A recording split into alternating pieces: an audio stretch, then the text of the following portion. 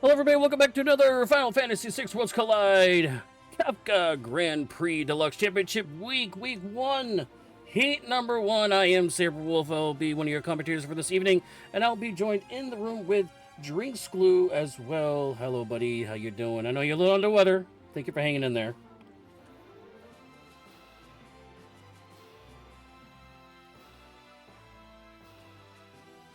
Oh, Drinks Glue left the room. Oh no, he left the room just as well we're going here. Oh, rats. Well, that's okay. We'll get him up and running, no worries here in just a little bit, but we do want to mention our flags for this evening as well. For the Kefka Grand Prix, we're going to be seeing Psychic, I think it is, Shebang, Drinks Glue himself, the Schwans 27, and Jesus the Frog here. Let's check out the flags and jump in here. Once again, this is a new racetrack for our runners for this Kefka Grand Prix season. Is Havoc Ring. Kefka Luck is still 7 characters, 10 espers. We do have a KT skip of 14 bosses still, and they have to do the Narsh battle. This is Kefka at Narsh. Shock Leo, which is replacing the Sabin slot, will be a starting character, plus 1 rando will be joining Leo for this run. Our runners are going to be starting with Auto Condemned on all their characters with Permadeath on. So if they lose a character, they are out for the remainder of the run unless they want to go back to their previous save, I believe. Because this is not Iron Mog. Then we started with 62,000 gold pieces with 6 Phoenix Downs and 2 tools. Fallen One will be casted on our unfortunate runners every 3 to 5, 7 to 9, 11 to 13, 15 to 17, and 19 to 21 checks. Enemy levels and HP MP scaling will be 2.5 times, with ability scaling random max level to 45 as usual. KT Satrals are shuffled with Esper's multi-summon on, so hopefully we'll find a Behemoth Esper that we can cast multiple times. Also, Fenrir is also awesome in this situation. MP multiplier is times 3 from 5.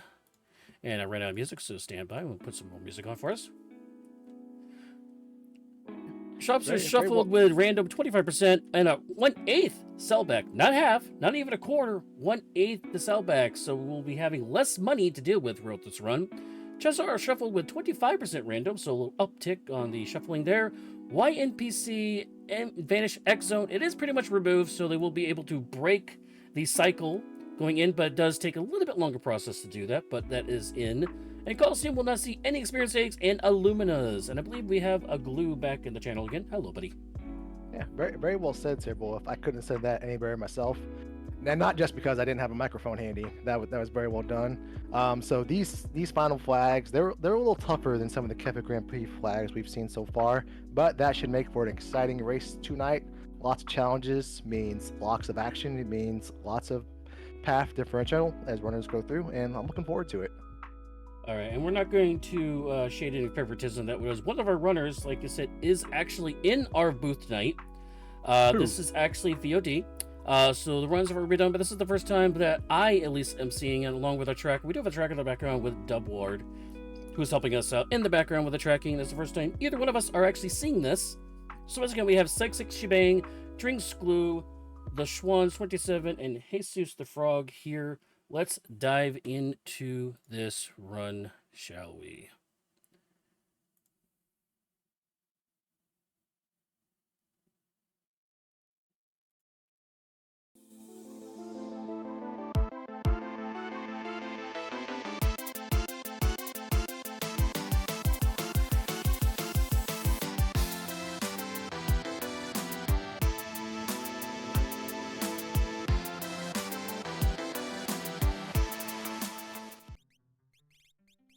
All right, our runners will be just going here in just a second here, about 10 seconds out, and they are off and running like a thundering herd of basset hounds, like I like to say here.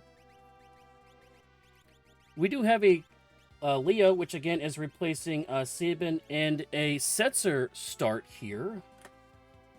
Just a little bit of a start, Glue. Yeah. So one of the things Saberwolf mentioned with this start is that we do have a pretty good character to start with here. In the Leo Sabin that has Shock as an ability. Shock is a pretty powerful ability. It just kind of tapers off towards the end of the seed. It's basically a Fire 3, Ice 3, or Bolt 3 equivalent magic power spell, but without any elemental abilities stapled to it. So we'll carry us through the early game, unless we find a magic powers plus Esper, though. We kind of want to taper off some and find something a little bit better. Yeah, most certainly. Looks like everybody decided to go into Narsh, World of Ruin, except for Jesus the Frog here. He went to Culligan for immediate jump into for that Sensor free check. Yeah, Setcher does give us access to a free check. Let's see what it is. Oh, we already did it, so we'll have to go back and figure out what that is later.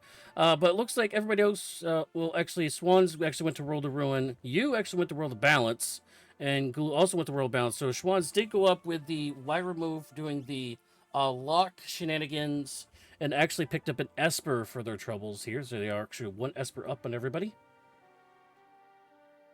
Yeah, that is one of the things we can Wyvern move into is the Narsh World of Ruin weapon shop.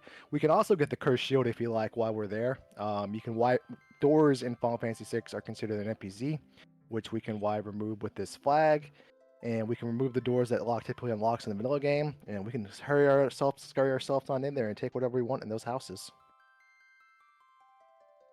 Not too shabby. So actually, pretty good play out of Schwann's, be able to kill two birds with one stone, doing all the balance looting that Six Span and you did, but also at the same time getting some lock stuff done as well, picking up the extra Esper.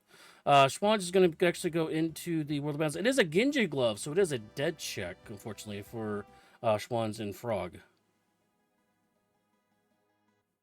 Yeah, Genji glove may come in handy later. And again, with that 1/8 sellback rate, that Genji glove typically, about 20,000 GP item, that's only going to sell for 1/8 of that value. And again, I'm not a math expert, but that's a pretty low number in what you traditionally get in most flag sets. You gotta know math. It's been a while since I've done any of these commentaries. It feels good. Feels great being here with you. Aw, just like old times. So you were clearing out the returners hideout there. Well, it looks like Jesus the Frog is moving on to bigger, better things in South Figaro for the loot through. If you're first time watching Final Fantasy VI Worlds Collide, the first let's say first 6 to 10 minutes of the run is usually about looting all the towns. South Figaro, Narsh, or Narshi, depending on how you grew up, because there was no such thing as, the internet, really, when this game came out, so you didn't know how to say things. So usually the first 6 to 10 minutes is about looting, getting the high traffic areas of where the chests are, and then buying and selling those items.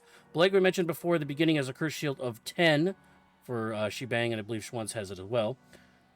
Unfortunately, with the selling that we saw noted earlier in the flags, that only 1/8 of the money is going to be given back to you for selling, not half. So a runner's going to have to be pretty stingy on buying and selling, or have to farm a lot of gold with maybe, hopefully, a cat hood, which gives you extra gold.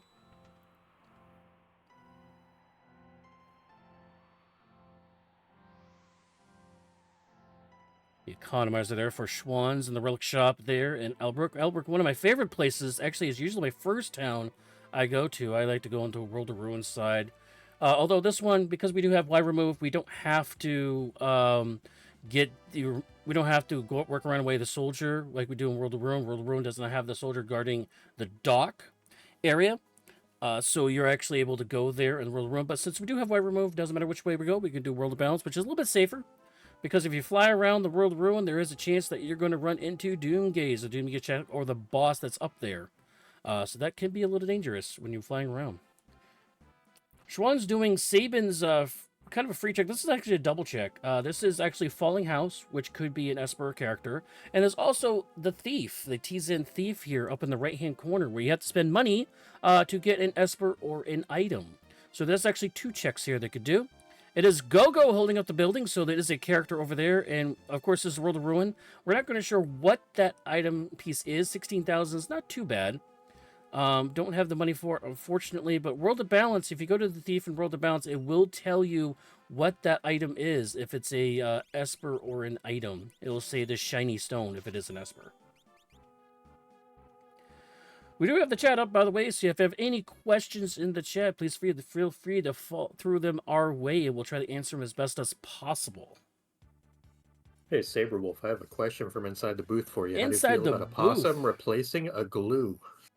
Okay. I believe this is Papa Shango. I do have the names blocked thanks to good old Discord streamer Ah, no, this is mode. Possum Morpheus. Possum Morpheus. Oh my So you've goodness. lost a glue, but you've I acquired a picked up a possum. possum. All right. I will say I was very excited just now to see Schwantz pick up that economizer with multi-summon on. Want to throw that out there. Oh yes, But I hope definitely. everyone is doing really well. Happy to Ooh. be here to step in and help out a little bit for a feeling ill glue. So we hope glue gets better as soon as possible. And we hope those Gigantos for Schwantz go down as soon as possible. Rely on the shock to knock them down and get some early XP. Yeah, hopefully it keeps whacking away at the Saban character, taking those blows a little bit better than Setzer is. But Setzer with the health is coming in strong with that or cure, one or the other. But I do appreciate it because I am a lone wolf. I was a lone wolf in the booth, except for Dubward hanging out in the background helping us out with the tracking. So I do appreciate the possum in the room too. Like I said, always happy to be here, always happy to help out. And you know, we happen to have four incredible runners here as well. So always nice to do commentary when the play is going to allow you to talk, you know, some high level shop about what the runners are doing and how well they're doing it. Really making use of what they have for resources and able to just get through things that, you know, runners even at my own level or your level might struggle with, as they were able to just absolutely plow through everything. Most definitely, yes. Swans picks up the go-go there. That is only one check over there. It would be a character or esper or item. It's buried inside the Purple People Eater. Jesus the Frog is currently doing the camp check for us, which is one of Saban's checks. No bosses, but you do fight a couple of smaller monsters. I believe they have one more small combat left. Drinks Glue did talk to the Tizen Thief. Did pick up the item. It was either item or esper. I didn't see what it was, unfortunately. It was a Genji glove. It was a Genji glove. So another dead check Genji glove. That's two. Because Kolaghan was also a Genji dead check glove. Thunder Rod's there for Schwann's in the shop there in Tizen. That'll be definitely welcome sight. And I believe Frog got their reward too. Looks like worth noting, the Esper that Schwantz got, whatever his first Esper was, it was a +2 strength Esper. So wherever he went to initially get that, that is huge. He slapped it on Setzer right away. It's probably not going to go on his Leo, since he's going to be relying on shock, but maybe depending on equip pools, who can use what, it might. But that is a huge pickup early, the +2 strength per level. You get it earlier, you can take advantage of, that level 3 to 6 to 10 to 12 range, and all of a sudden you've picked up 20 to 30 vigor. So very big deal to get that before he gained any levels, and especially finding those Gigantos also means that that's really going to make for one very strong character very quickly. The Shout Esper there for Jesus the Frog does have Fire 3 on it. So that is a very welcome sight, as they also see a Go-Go holding up the building, trying to save the child that's trapped inside due to Kefka's Ray of Judgment. Senex Shebang will be checking this out. It was that is that JedTech Genji glove. Once again, unfortunately, foiling our runners. We don't have any double VKs, double Atma weapons, so not very useful for us currently. Or double Luminous, because Lumina works kind of like a shield, I've heard it is the second best shield in the game from many a person. Yeah, it almost looks like an Aegis shield, almost. Pro-Raz for Shebang. I'm going to say Shebang because it's a mouthful. I'm sorry, buddy. Just call him physics. It's easiest. It is physics. Okay. The capital S in the middle just throws me off. I'm sorry. Right. Blue is finally going into the world of Ruin, where we do know that there is an Esper on this weapon shop check. So kind of double back there. We'll see if he goes up to the top of the hill. Unlikely, because we don't have a Yeti in the party. Yeti is, of course, one of his favorite characters. He likes to do solo Yeti runs. I like this play by Jesus the Frog using the gravity rod. Basically, we look at that and we say, oh, that's money. It was not money. He used it, was able to take off about 1,200 health from the Gigantos, and then shock the rest of the HP. He was also able to get through. So really nice there from Jesus the Frog using an item that is Oh, otherwise just a piece of garbage. and Schwaz is playing chicken with the green conductors there on the bridges in the go-go check, which is one of the most annoying checks in the game, I will say. Yeah, not a lot of skill expression with it, a lot of RNG, and it's very not fun when it goes poorly. Which that was unlucky for Schwantz getting bopped there again. There is a bit of a trick you can do there, though the timing is extremely tight with popping into the menu and back out of the menu, and you can kind of buffer your way through it, but it's a pain and it doesn't always work, but sometimes it can help. Oh, there's that trick. Was that the menuing thing? Yeah, and he just did it right there. Did the menu buffer Ooh. to ensure that he wasn't going to get bopped again. So Good deal there. And yeah, it's kind of weird with the hitboxes with those conductors there. Ooh, just getting the chest there, pulled out the double jump too. The really weird with the conductor there with the hitboxes is that the first conductor, the one on the right, doesn't, even though he walks up next to you, he won't always hit you. But the second one in the middle, if he even gets 2 spaces away from you, he will still hit you, which is kind of crazy. By the way, Grease Glue are doing some fights in the Narsh World of Ruin. Stray Cats popping up on screen. So if we do get a Rage User, that's going to be a very welcome sight for a Rage User if we find a weapon that they can use. And that's a Realm in the belly of the beast of the Purple People Eater. That is a definite welcome sight with Sword Tech, not great, but you know what? Stunner's not too bad on her. yeah, 47 magic, throw 2 earrings on there. Stunner, you can be doing probably 3k pretty solidly. I mean, that's 2 AoE, shocks. that's yeah. Well, I mean, it's 2 shock users effectively. You'd rather have shock realm, but you're not going to be unhappy with a sword tech 6 realm, basically giving you a lot of AoE. More certainly. I want to say a happy welcome to the 27 viewers we have on the FF6 Worlds Collide channel. Now, if you did miss this, if you want to see the full VOD, be sure to head over to our YouTube at youtube.com/FF6 Worlds Collide, and that'll be available up there the next day.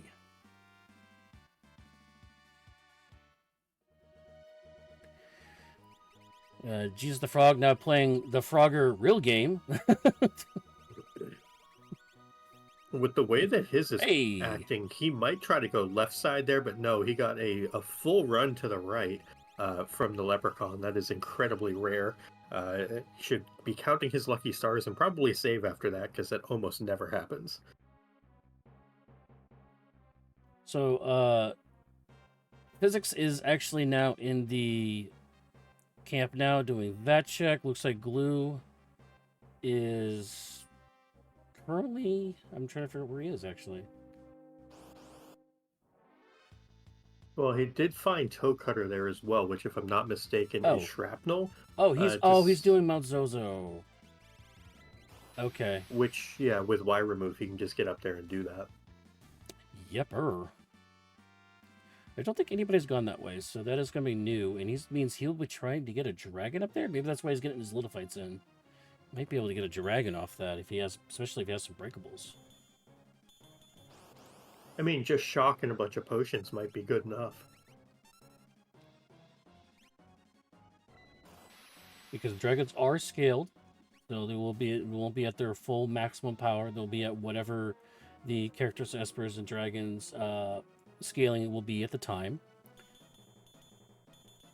Right now, just to recap the score right now, Physics Shebane is at 2 characters, 1 Esper. Dream School also 2 characters, 1 Esper. Swans and Frog both at 4 characters, 1 Esper each. Or it will be, I believe, well, yeah, Frog got the realm now. So it's a little bit of a lead for Frog and Schwans here.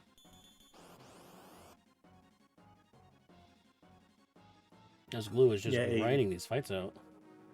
A lead on characters, but the interesting thing about getting the characters later is that you're still going to get them at the same level. You're just going to lose a little bit of the potential magic learning. But with only 1 Esper, it's not really super impactful. I guess on Physics side we have 2 Espers, but it's one of those things where we're not actually missing as much by not having those characters early on. The question becomes, though, as you get later into a seed, are you more or less likely to go do Gogo's check if you get him? And I think the answer is probably less likely. So that might end up being an extra character swing for that realm for Jesus the Frog and Schwantz.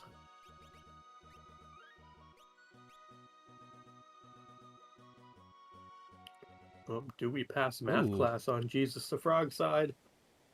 We do. We do.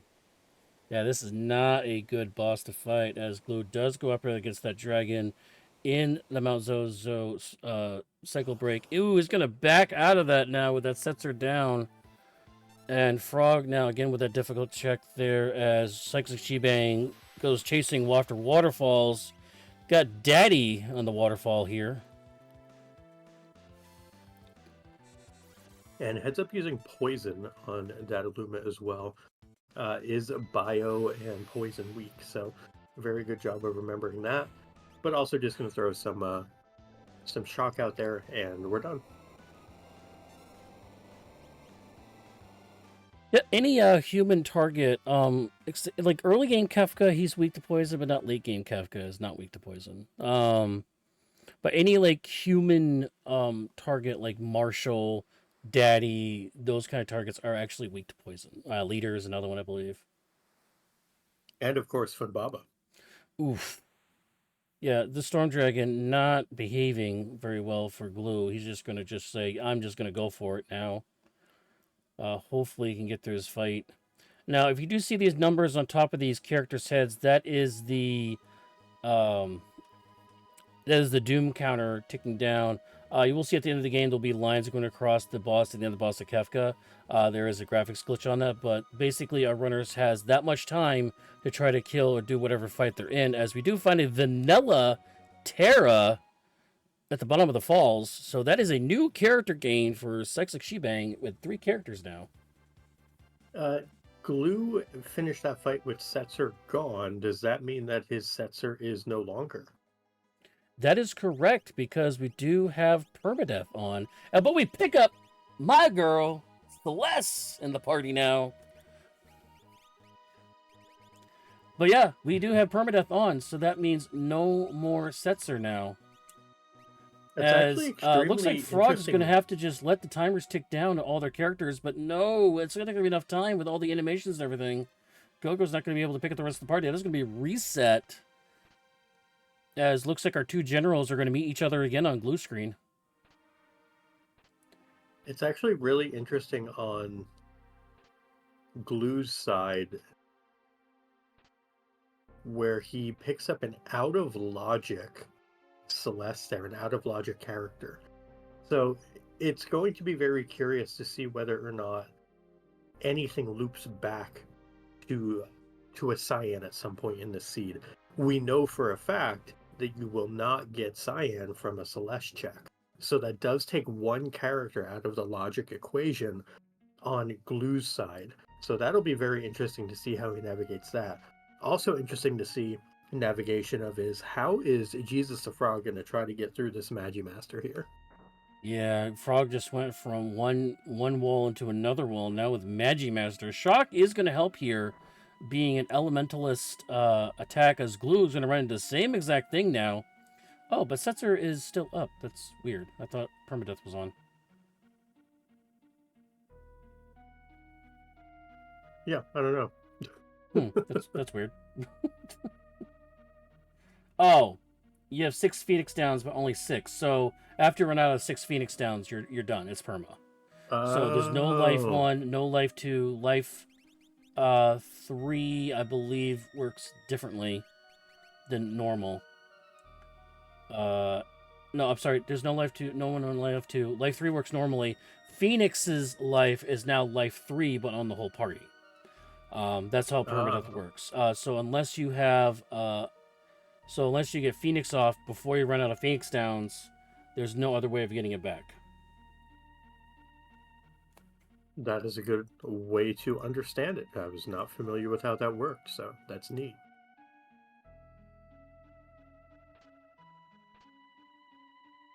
Yeah, it is pretty crazy how that works. But yeah, so we do have 6. So thank you for the reminder of Glue, who's actually in the chat. Again, this is VOD, so all these 4 runners have already run these races. This is the first time we're actually seeing them all together, and we're showing it as a head-to-head race as they all 16. I think there's 16 runners left in this event for this first week of finals in the Kefka Grand Prix Deluxe. And the other thing we did not mention before, as we do see Physics get a reward off this end of the Esper Mountain check. It isn't Esper, it is Ragnarok Esper, as we have another Gigantos on the screen. One thing about this is that the runners, in descending order from first to whatever 16th, they will get magic points, depending on how they finish in the run. And those magic points are used to cast spells at each other to basically kind of like Mario Kart, where you throw like a blue shell. Instead of a blue shell, it's Ultima. So there's actually more action after the race where most of you are not going to see. But if you want information on that, be sure to tune in on our YouTube. Again, it's FF6 Worlds Collide on YouTube. And the Schwans actually puts out a highlight video of those runs and highlights the points matchup and whatever spells that got casted. So all the stuff that happens outside the races, you will be able to see in that highlight video, as the Schwans himself that we're just talking about is currently going after Tritoch. We do have Fire 3 available somewhere, so hopefully we have that on our learners. Oh, we have Fire Rod. That works too. That's going to do a lot of damage. Crack pow there. Fire Rod, easy peasy. Tritoch falls down. Not much resistance for Schwans. Shock penetrates the defenses of Tritoch, and then, well, it's Fire Week. And now it's Fire Exploded. So Drees Glue did cycle break to get the Celeste, however, went back and now is doing the Sabin checks. Elected not to go to Magitech Factory, which you can also cycle break anytime actually with anybody. So really, having Celeste, all it's going to give you is really South Figaro Basement in Opera House, which almost nobody ever does Opera House. So, I mean, I guess Celeste is okay, but you still can cycle break into her checks anyways in Magitech facilities, so. Yeah, with the potential of having big swords available, with the potential of having good espers, there's just so many things that Celeste can help with. And so I don't think there's ever a bad time to have a Celeste, but she's not going to do nearly as much in this for a lot of different reasons, you know, as we've both explained here. So just one of those things where she's cool, but she's not as cool as normal. Hey, you're talking about my girl here. I said she was still cool. Hey, you're talking about the king of the solo Celeste runs here. Solo Shock Celeste.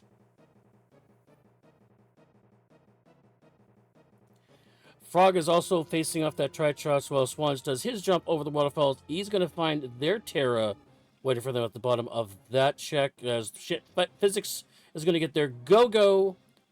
That's going to be their fourth character. Swans' fifth character. Looks like Glue is going to do the Camp. I believe Camp was a dead check, if I'm not mistaken. Unfortunately, we don't have a tracker spreadsheet, so I can't go back and look. I have to go from memory. I don't recall, but I'm sure that our tracker Dubward would be more than happy to let us know that, since I think we've seen it from at least one or two other runners as well. But Camp is dead according to Dubward, so thank you to Dubward. Actually has the hardest job of all, tracking, especially in a four-player by himself. He is a trooper. That is for dang sure.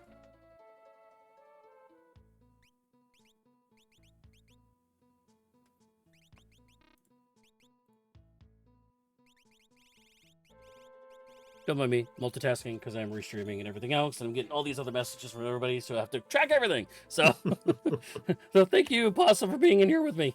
I do appreciate that. No problem. I'm more than happy to be here.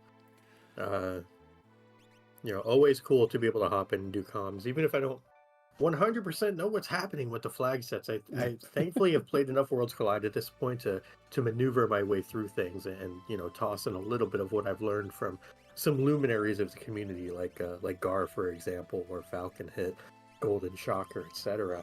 Glue as well, who's on stream. I've learned just so much from so many of them. So the community itself, for those who might just be here for the first time, if you're ever looking to join into the community and to place some seeds of your own, to just ask questions, whatever you want out of it, It's an incredible community, really welcoming, really knowledgeable, and not afraid to share that knowledge.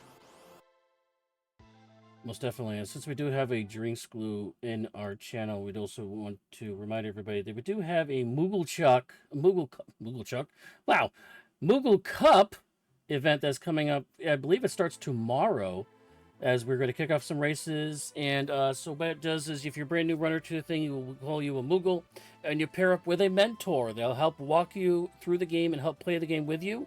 They'll be basically in the back seat, kind of like a driver's training kind of thing. You'll be doing the runs against other Moogles of a similar brand new to the game. In the early stages of this event, you'll be able to have that mentor with you, helping you through the runs, helping you remind you some things like, oh, don't menu so much and stuff like that. As we do find a zone seek there in the train there for Frog. And by the way, Glue is going to get their tear at the bottom of the Falls right now as well.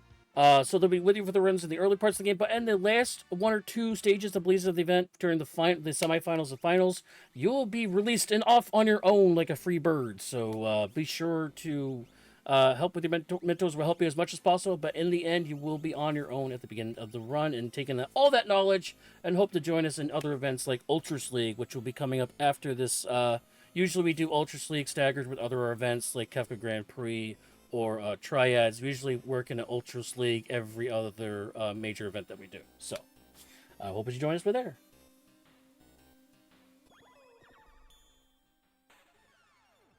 All right. It looks like we have all of our runners doing checks that they each have already done.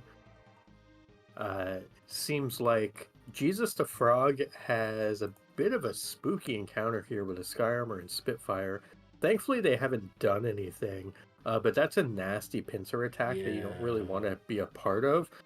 Any of those flying enemies, they're just mean. Like, you want to be out of those fights as soon as possible. Yeah, those flying Magitek armors can do like nasty things like auto kill and blasters and dooms and flares level 4s. They can do a lot of rough stuff to you, as the Schwans is going to be running through the Esper Cave as well now.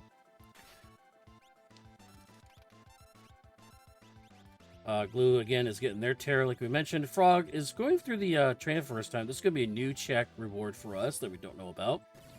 Well, Shebang is actually doing Mount Zozo is doing the dragon at a much bigger party, a little bit easier than what Glue had to run into with only 2 characters. And I believe Leo/Sabin was the only one that survived. But they will be finding a Celeste mailing emails, messages to the poor girl across the sea. Yeah, kind of, using the early AOL messaging system version in Worlds Collide, which I guess is just seagulls or birds of some sort. Yeah, it's archaic Twitter because it's a bird, right? I mean... But it's X now. It's not even Twitter. Oh, it's X. It's right. So now I guess X going to give it to you. That probably doesn't work here, does it? I don't think so. But then again, Final Fantasy X, Final Fantasy X, but Final Fantasy 16 just released the other day. So, about to buy that. I'm going to buy that soon.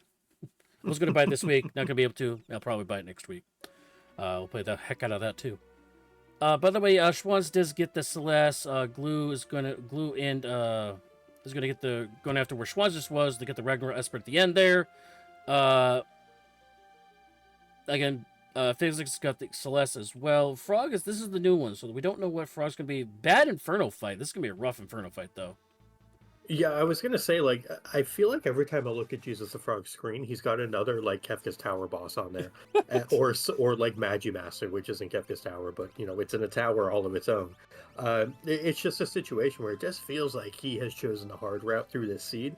That being said, Jesus the Frog is a really good runner as well. He'll get through it no problem. Was in Potion with me last season in Ultras League, and he got me by tiebreakers of all things. At the end of the season, we were neck and neck. So he's a really, really good runner.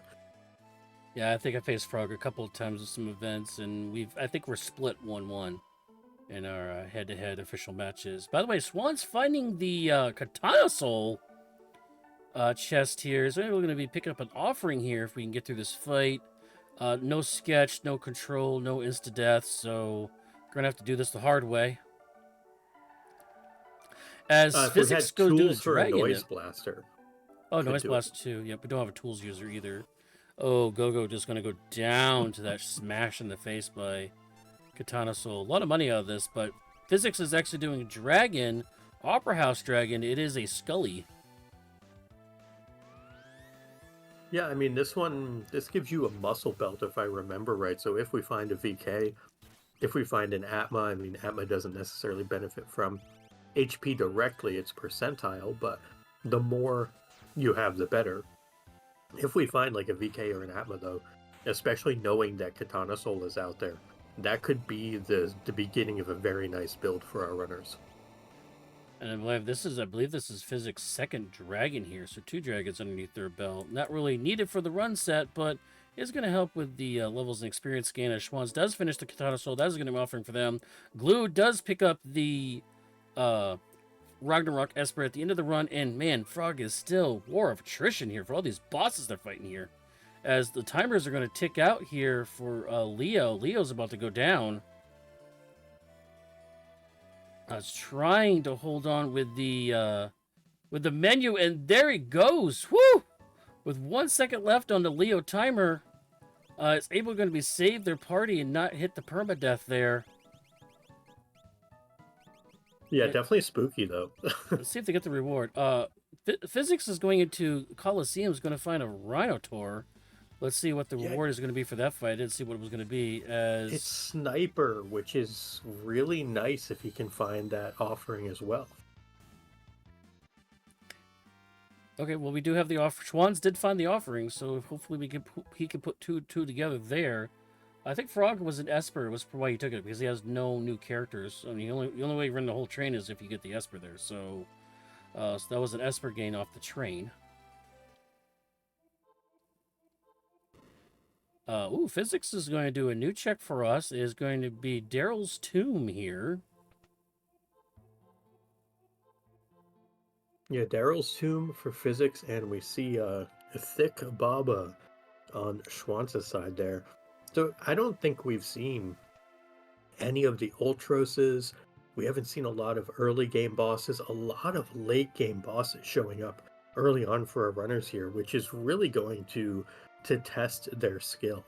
And so far, they've managed very well, but definitely a challenge given the flag set to have all of this late game stuff show up early.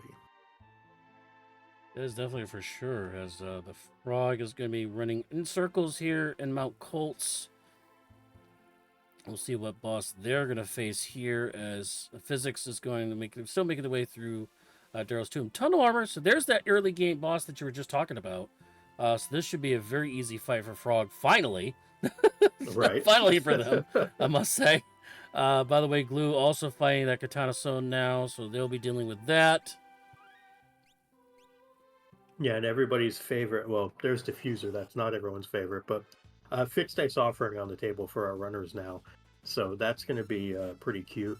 And we also see physics here going after the pugs. If we have the Steel command, this is actually really interesting as well. Yeah, it's on Celeste. He doesn't have Celeste in the party. So that would have been helpful if he put Celeste in the party. He does have Celeste, but it's not in the party. The Schwans, by the way, Pumbubba was at Nar, so he's going to pick up the opposite check that was on Lock. Now, you have the two options for Lock in the weapon shop. The option that you don't pick will be behind the Welk check after you do, if you get Terra. So you have to have Terra, and then you can get the other option that was in the weapon shop for Lock. Don't just do Treens. It is Schwans. He is poisoned right now. He's just trying to get the free heal back in the beginner's lounge there in Narsh. Physics, I missed what that was.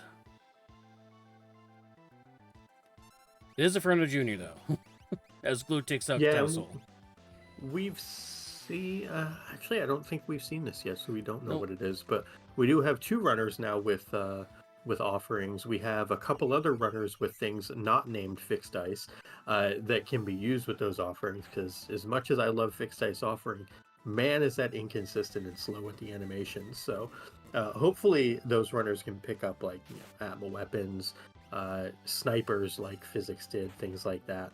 where just the animation can be way less. And looks like Jesus the Frog went, and I guess I don't know if that was Y removing or if that's just talking to the guard there. I'm not familiar with that interaction, but was able to get that extra treasure chest there in Albrook.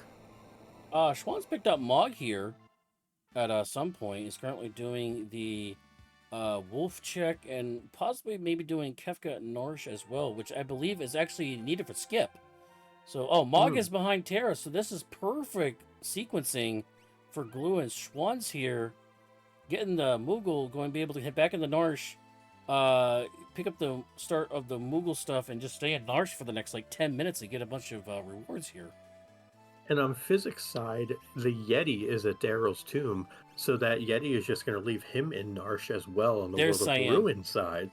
And there's Cyan, so that is going to be what puts Celeste back in Logic for our runners. So while she was out of Logic initially, she is back in, and that Flame Shield, we might even see runners go back for that if they don't have the proper defenses, since they might end up back over in World of Ruin Narsh anyway. I believe we had Sortek on Sitzer, I believe, to start with. So that does put Dream into play to get Sortek to max out Sortek. I think it might be an option for I think it was on Realm. Oh, it's on, that's right, it was on Realm.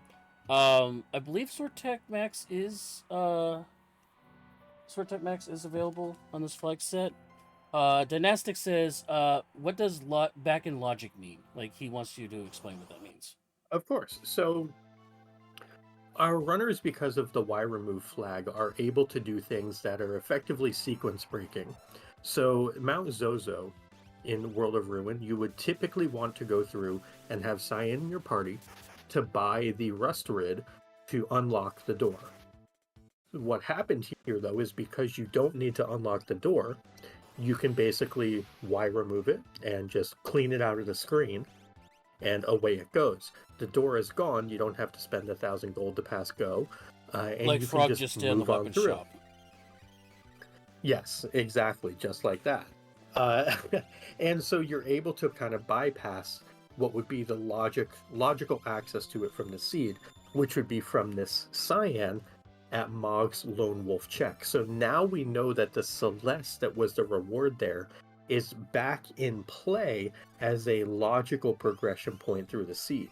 Because it can always be risky if, let's say, you're looking for more characters, to do out of logic character checks, because they're probably more likely to give you espers unless you know they're in the route through the seed that the randomizer would typically generate. So with Y remove seeds in particular, it's very important to keep the logic in mind if you are going to logic break based on what you need for progression. With our runners needing 7 characters and 10 espers, they need a whole lot of stuff anyway, so it's a little less relevant. But if you got to a point where you were at 7 characters and 7 espers and you really wanted to force espers, you would want to go to the most out of the way checks, the most out of logic style checks, than you would the in logic checks, if that all makes sense to everyone following along. And as you were explaining that, Glue does see that Cyan there is going to skip the Cyan. I believe he did. Oh, he did take it. So is going to pick on Cyan. It's probably going to be sad to see that because, as you just said, now that puts Celeste at a back into play. So that wasn't a big brain play, unfortunately, anymore because now she's back in play. Also, physics getting an experience egg. I think he'd think this is a dragon hunt flag set. It's not. But he just killed his 3rd dragon, picked up an experience egg off a white dragon at the top of the hill, is now fighting, I forgot the name of this boss now. Dullahan. There we go. I felt so many Dedaloses earlier today. I just fried my brain there because they all use the same sprite. Is fighting this Dullahan right now at the top of the hill in Narsh. As Frog is going to go into the Daryl's tomb, is going to see the Yamaro character. Okay. Interesting.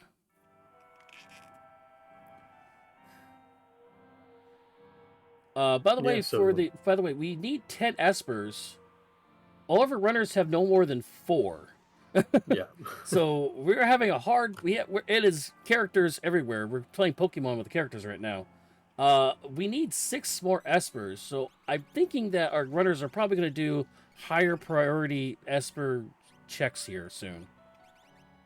Yeah, you actually in this case probably want to look at things that are more non-incentivized than incentivized.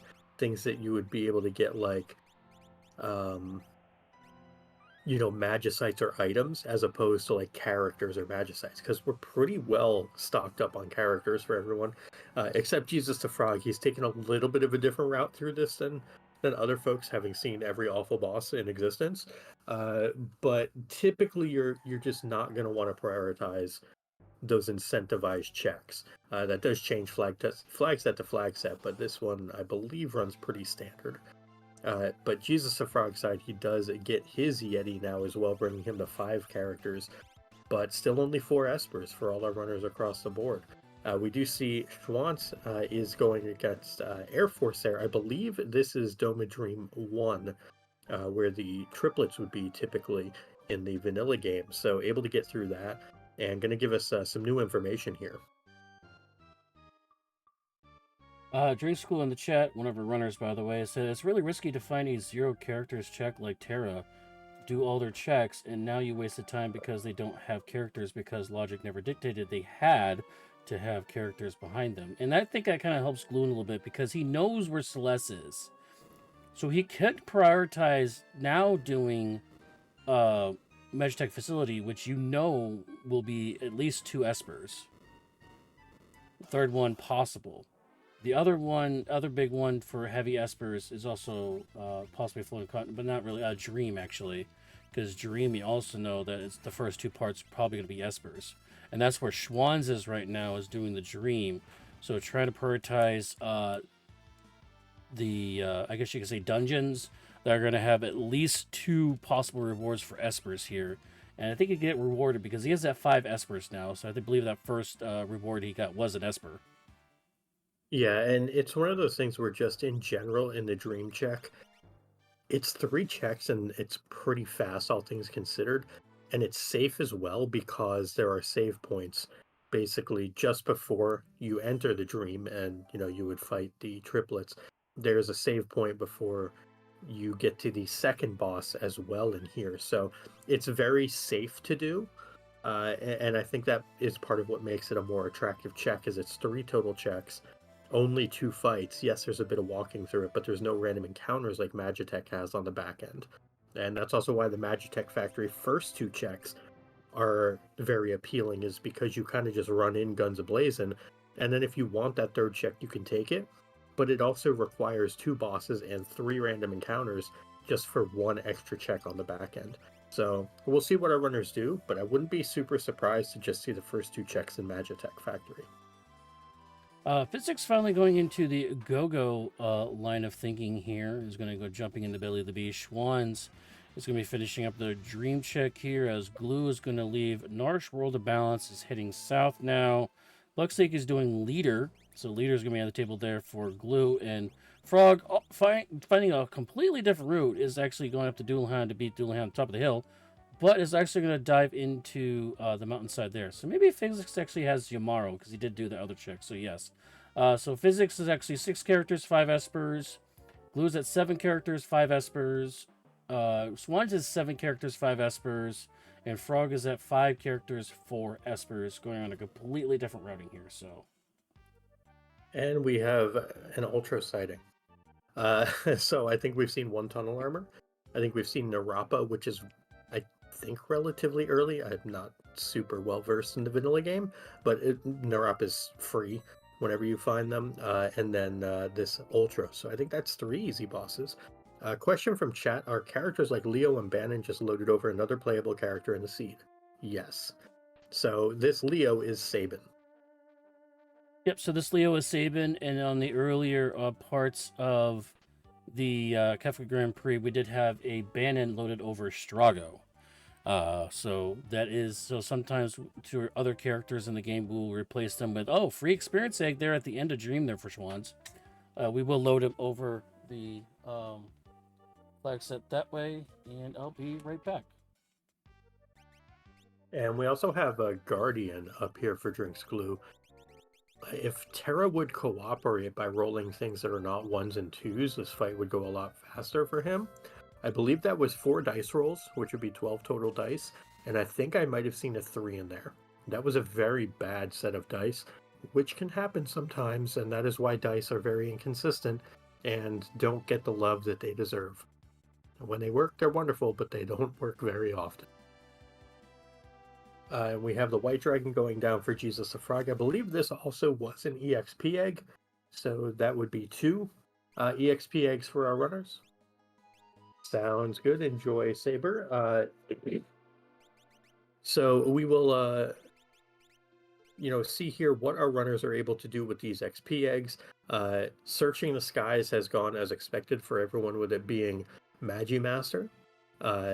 Magimaster basically doing Magimaster things. If you don't have Berserk, if you don't have Reflect, if you don't have Quick, if you don't have like offering Atma, even with offering dice, it can be a little bit dicey. It looks like Schwantz is going to go back in and maybe hope for some dice high rolls here. But Magimaster is just kind of a gross fight. But runners are retreading each other's steps. It does look like Schwantz is going to go for a rod at first. Not a bad move, not a bad play at all against Magimaster. What you want to do is go ahead and get that first action in and do as much damage as you can before the wall change comes up, and it only will be weak to 1 of 8 elements. So you go ahead and you get that in place. We have Shock coming out, which is non-elemental. We have Sword Tech, can do either 6 or 7. 6 would be Stunner, which is non-elemental AoE, or 7, which is 4 physical hits that will basically do penetrating damage. So it won't matter as far as what the actual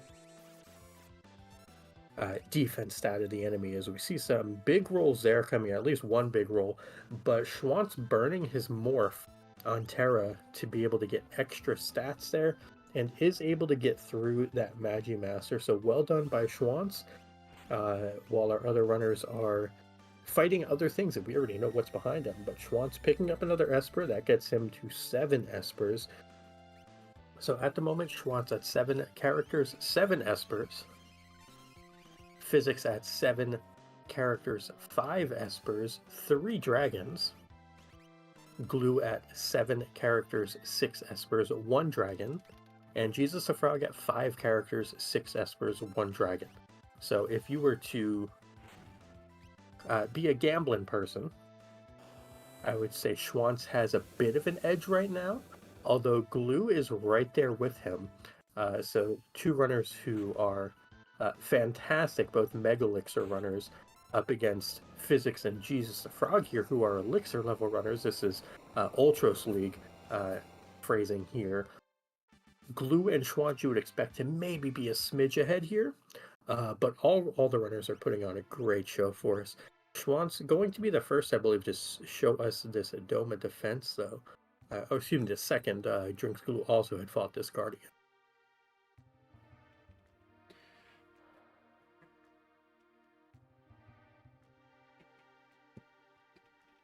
All right, and Schwantz, I'm going to hope for some better dice rolls than what Glue got against this Guardian here.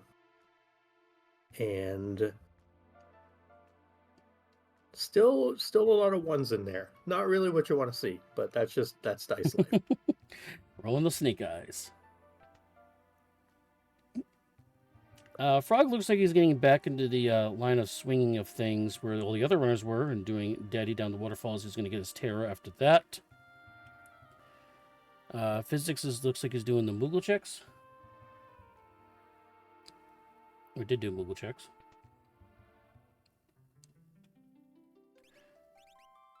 Lou is doing the Dream, and Schwantz is doing Leader. Okay.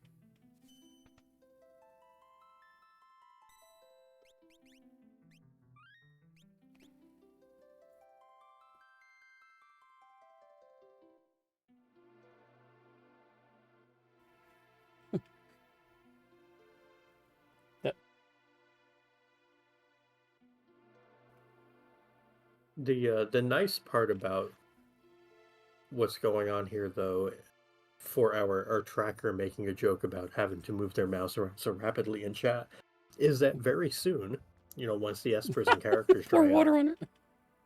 won't have to do anything. Kind of will get to sit back there and relax and just wait to like push the button when the first runner finishes. So That is very true. Dubwords has the hardest job for about an hour, and then has the easiest job for the next 20 minutes. Yeah, basically.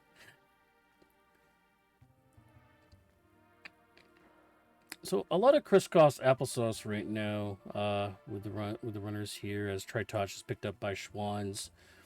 Glue is, I believe, going to pick up possibly an Esper of this. I think the second one was an Esper. The last one was a dead check. Yeah, okay, so that's the Infrared. Is going to pick up an Experience Egg. After that, Frog is going to find that Moogle inside the tunnels in a different area of Narsh behind the Terror check as usual.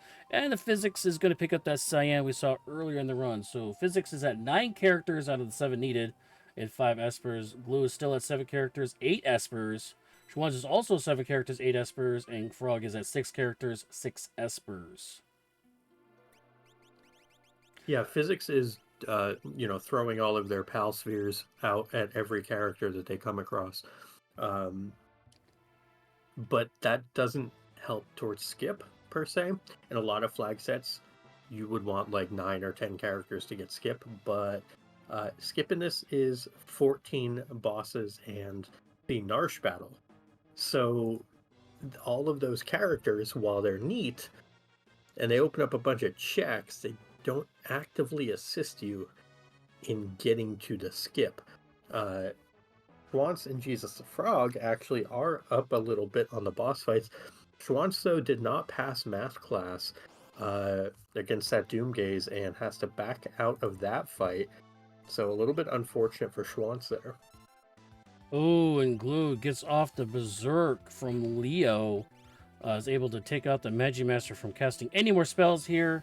And also changing their shield for the elements. So now they are weak to all elements now. Oh, also doing lifted a little steel to pick up the crystal orb. Oh, yeah, crystal orb and Ultima could be a thing. You just never know when you need a little bit extra juice in the tank to maybe cast 2 Ultimas instead of 1 before having to Osmos or Ether. So really nicely done by Glue here on this Magimaster. They're going to be through this pretty quickly. Unfortunately, I think that's the wrong amount of bosses there for Business Shebang and the fight Physics, and they do not have a tracker. They don't have a tracker for their stream. So I'm not sure if that's 5 or not for them. I do know Drake's Glow is approximately double digits now. And Schwann's is at 8, and Frog is also at 8. Gotcha. That is for skip, though. Although I think everybody's done Kefka at Narsh now, so I believe they have the first part of the skip. They just need the boss's part now. Very interesting. We see Physics has moved Gogo back into his party there, has access to 9 different characters, and is opting to keep Gogo as one of his 4. I personally love this as a, Gogo stan. I think Gogo is a wonderful character, especially when you have, the ability to mimic things like shock. I think the stronger your party is, the stronger their abilities are, the stronger your Gogo is. So, it's, if nothing else, a second full-on sword tech user, which is not the worst thing to have. So I love the inclusion of Gogo here, but I totally get it if folks don't want to include Gogo also. Yeah, Go-Go is one of those things where it's like, yeah, it's one less character you have to learn spells on. So if you learn like a lot of strong spells, Go-Go learns those strong spells as well. The thing about Go-Go, the problem with Go-Go is that you can't increase their stats. So that +2 Esper magic power or +2 strength Esper is not going to be able to put on Go-Go. He's not going to get any stronger than he already is, except by item use.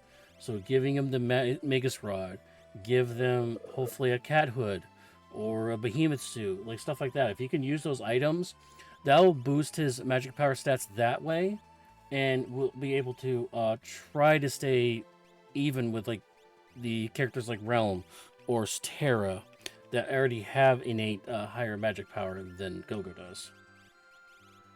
Yeah, absolutely. And I do have to ask, this white dragon on Glue's side, it casts Meteo into Arrow.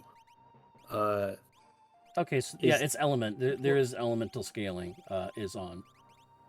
So okay, so it's dragons are not normal stuck with their Scarbeam and own. Pearl got re-rolled into other things then? Yeah, it depends on what level they're at and scaling. Because I mean, if you get too high in scaling with some of these dragons and bosses, they'll be able to cast like Ultima. I've seen. So it can get crazy sometimes, and that's Hmm. another experience sake for Glue. That's 2 experience sakes now for Glue. Picked up there. But yeah, and also, but White Dragon, by the way, if you're new to the game, use mute, and then White Dragon can't do anything anymore. And if you get it off quickly before they actually able to cast any spells, you will neutralize them so they won't hit you with the Scarbeam, Pearl at the early game, because they sometimes hit you with 3 attacks at the beginning. Yeah, really nice to be able to neutralize dragons. You can go ahead and use Berserk on the Gold Dragon as well. Another one of my favorite things, because when that thing's just punching, it's basically doing nothing. Oh, goodness gracious. So here's Air Force using Womp. Again, we're talking about the elemental swap outs thing, and Glue also mentioned Goddess can use fire magic instead of lightning magic. Ooh. And this is a nasty boss. So Frog actually might have been better off getting some of these more nasty bosses earlier on, where they're not going to be scaled with the elemental swap outs. So Frog actually might have benefited from that a little bit, not having to face like an actual Air Force with like Womp and stuff. Yeah, and I mean, that was an arm that popped out of Flare Star, and the fact that there's 3 enemies here effectively, and they're all doing silly things, is pretty Yeah, spooky. Flare. That's a flare on Realms, so obviously Realms going to go down off that attack. Dice rolls coming out for Schwans on Doomgaze here, another nasty boss on the screen. But these are some high rolls coming out of Terra, and I think that's going to take care of it. Yep, Doomgaze goes down. Frog is going to pick up the Magicite Stray at the Narsh, top of the Narsh there with Kefka at Narsh. So that finishes their possible skip opportunity. Worth noting, Physics has had to use 2 Phoenix Downs in this fight. The second one there because Leo got landslided. I wonder if it's almost worth resetting because of just how sideways that went. Because you only start with 6 Phoenix Downs, and 2 of them on one fight there, that's pretty rough sledding. Yeah, it is rough sledding, but we do have multiple experience takes in play. We do have 7, sometimes 9 characters in the party, so they are quote unquote easily replaceable. So the experience take will catch the other characters back up to the rest of the pack. So we might be okay with losing things. Unfortunately, Glue does not have Yeti, so it's not going to be able to do the second part of the top of Narsh there. Of course, Yeti is where was Yeti? I forgot. Daryl's tomb. Oh yeah, Daryl's tomb. So unable to do the rest part of that Yeti stuff, but is on their way to Teasen now. They have not done. They've done Thief. So much as just Relic by. Yeah, golden hairpins. Maybe Okay. earrings? Oh, gold hairpins. Yeah, Yeah. cheaper spells, and a sniper sight too to ensure against getting those hits in. He is in Gomo, by the way. Jury School is at 7 characters, 10 espers. Schwans is also at 7 characters, 10 espers as well. Looks like he's going for the boss thing. If he's doing the Terra check here with Pumbaba, this actually counts as 2 bosses. The Pumbaba 1 part, where he sneezes you off screen, is 1, and then the boss you fight after that is a second boss. You actually get 2 bosses credit for this. Yeah, definitely heads up to do that then, knowing that you can get a 2-for-1 there on bosses. Even though it's a little awkward on the back end, leaving you with only 2 characters. As long as those 2 characters are functional, which, I mean, Terragogo is probably not ideal. because Terra was a later add to the team. But this is a boss that, as long as it doesn't overflow, immediate overflow, well, that's scary. Yeah, well, wait to commentator curse that, but Well, it's not a high it's a fairly high probability of it happening, so it's fine. So Terra's you're got saying this. it was probability. It wasn't you. It wasn't your fault. What you're saying? Math. It was math. It was math. Okay, it's all about the math. Exactly. By the way, we are Terra- listening to. Unfortunately, like I said, these are VODs. We are going to listen to Physics' audio throughout the whole run. Even though Glue and Swans will be diving into Tower very soon, we are going to be listening to Physics' audio throughout the entire event here, because the other ones were talking. So, unfortunately, so that's fine. And these dice rolls are going to get us through here. Terra finally woke up and rolled something other than a 1 and a 2, so that's good for Schwantz. That's going to be, I guess, 11 bosses for him. Glue, meanwhile, now going through and going to get some XP, going to learn some spells with these dragons, kind of doing some cleanup things before heading on in to Kefka's Tower. Makes Like a I lot was of just sense. talking about dragons casting Ultima, Scully casting Ultima there on Glue, knocking the party down by about 3/4 their health there. Yeah, that would normally be what? Condemn?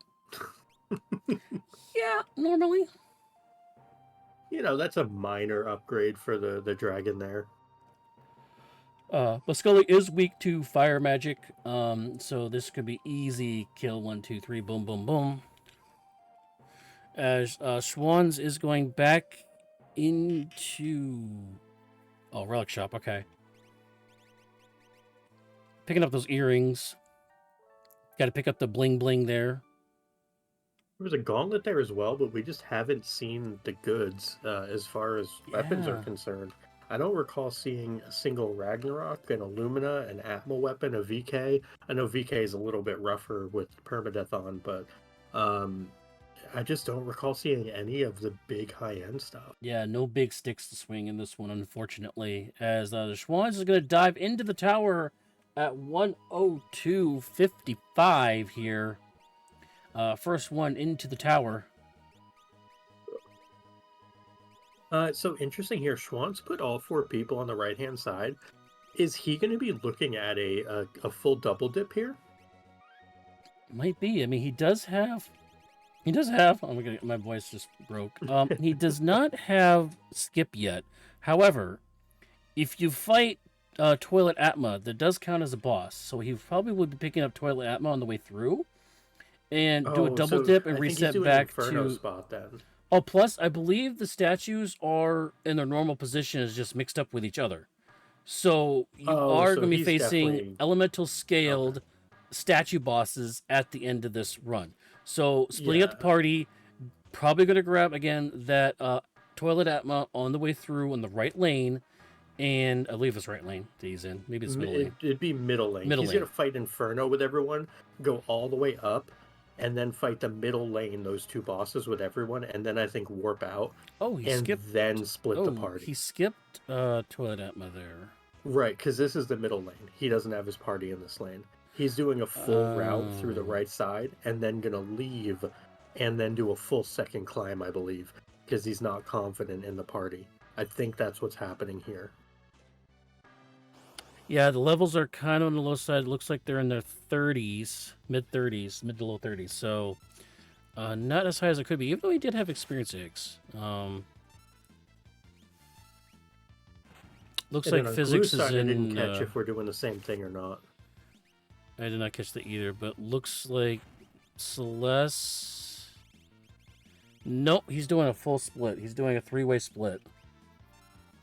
So two different tactics here going through Kefka's Tower, as we do see the big party here in this lane. Taking out Kefka early, apparently. You need 14 bosses. Oh, so he's 14, just not doing 12. this for the heck of it then. Well, he can get this, and then he can get the 2 middle bosses, and that would put him at 14 on Schwantz's side.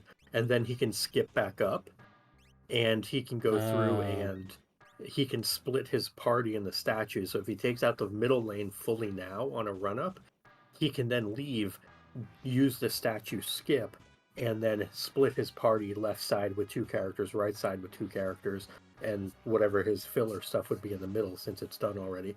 So I think we've put the pieces together on Schwantz's approach here, whereas Glue doesn't have the bosses, period, according to himself in chat. So he's just Yeah, it's hard to opting read. straight It's out of hard it. to read his tracker. It's white on white, so I can't read what the number is next to the bosses. So, well, Schwanz is going to pick up a dragon here. I believe dragon also counts as bosses, if I'm not mistaken. Oh, whirlwind. That's a nasty opener from Goldie. Yeah, this is one where if you have Berserk, just toss out Berserk here and don't even think about it. Yeah, Heal same up the party tactics a as little bit. Magic Master. Yep. Yeah, exactly. That is a nice thing about Realm having Sword Tech, is that Realm can pretty much Sword Tech 5 her way through everything. So it's like throw out an Ultima, do an Empowerer, throw out an Ultima, do an Empowerer, and you can just kind of toggle that back and forth or go like Stunner to Ultima, whatever you would want to do. We also see some bubbles coming across. I think this is going to kill off Terra, yep. So Yeah, that's that's what we said. unfortunate. Schwanz did save though, so he's not losing that much progress. Just probably a little annoyed. Oh, by the way, Frog did the trick there with the doggo there in I forgot which town this is, Terrace Town in World of Ruin. Moblez. Thank you. And where if you step through that door, where Terra's character would normally be located, if you step to the left, you cancel the dog from spawning, and it can actually get to the basement door faster without having to wait for the animation of the dog getting there. So a little bit of knowledge there for you folks out there. And Gold Dragon bullying again. That was, I believe, Wombat, which is Wump times gracious. 2, basically. And it one-shot Leo from full health. So Gold Dragon full on bully mode, even when it's shuffled. Again, I do wonder if we have Berserk available, because if so, that would just be a much easier way through. Edgar going to go down. No, Edgar going to stay alive. That's excuse me, Edgar. I know somebody Leo. does because somebody used it on Magimaster, so I know it's there somewhere. Yeah, I don't think it must not have been Schwanz. Oh, that's a big dice roll.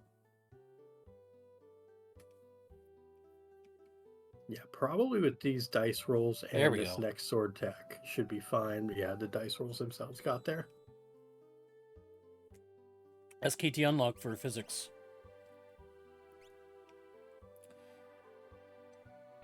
We just have so many Go-Go's being overflowed. Oh, goodness gracious. Realm tried to wake up Go-Go, went a little too aggressive and actually procced a pearl slants on him. That's a little harsh wake up there, buddy. Jeez. I mean, thankfully that Go-Go walked it off. That was potentially really spooky. That was a Realm proc, by the way, too. Yeah. That is scary. By the way, Glue looks like he's reaching the switches first here. He's going to pass Schwanz. Schwanz actually dived into the tower first. So Glue now takes a little bit of a lead here going into the first set of switches. Kind of. Because Glue is playing with fire here. Yeah, and that's the thing. Schwanz also split the party, so he's got to run this, well, at least part of it again. Well, he doesn't have to run it again, because after he's done with these bosses, he's going to be able to statue skip back in. Yeah, so he's going to have a much easier time getting through the statues. The fight here, this Narapa fight, is kind of whatever. Maybe we can get a quick X zone off. Can't Doom, because that'll get reflected. Odin is a higher chance than X zone, but Narapa's ATB was too good. And Glue not able to do anything before the quad condemn comes out, which is annoying, but here we are. Yeah, because it's already condemned because of the flag set. Odin's going to come out here, like I said, does have a higher success rate than X-Zone. I believe Doom as well. I believe the percentage rate is X-Zone, Doom, Odin, Raiden. With the Raiden, I think, topping out at, I believe it's like 60-something% chance or 70% chance. Yeah, I know effective. there's all these numbers that are associated with it. I don't know what they actually correlate to, but I think Raiden has a value of like 140, and Odin's got a value of like 120. So I think it has something to do with like a percentile thing. But we have Quick coming out here. If Glue's got Quick on enough people, things are definitely doable. Quick and quad dice. This is probably the lane you want against the poltergeist. You just need to roll well, and this Terra has woken up and chosen violence with these dice rolls. That was like 14k there on the first roll. We're at like 25k, like 30k. I mean, those were incredible dice rolls. Probably just needs one more set. There's Fallen one though, so we probably want to quick and do it again, and Mog can stay and pray on the ground, but Glue going to be able to get through this poltergeist without, much trouble, honestly. Yeah, but these dice rolls are rolling low, and he's on a time limit here with this condemned condition thanks to the flag set, but that chicken's going down. Yeah, some fried chicken. Everybody loves it. Poltergeist doesn't love it, but, whatever. Poltergeist causes enough pain and suffering, so hashtag deal with it. Yep, Schwann's in the same spot against the chicken as well, but he's hitting it with the full party here. Go with this stunner. Which is, chicken is allergic to stuns and stops. I do love the healing strats that we're seeing from some of these runners. Knowing what elemental, shields and such they have on, and intentionally casting spells that would normally be offensive spells, Ice 2s, Fire 3s, on their own party to get them, leveled up and whatnot. Or healed up, excuse me. We see the Paladin shield being shuffled around on Glue's side as well. Took the time and effort to get that Paladin shield going, and I wonder if part of that decision was simply, for the statues, so that he can more easily get through them on a split party like this.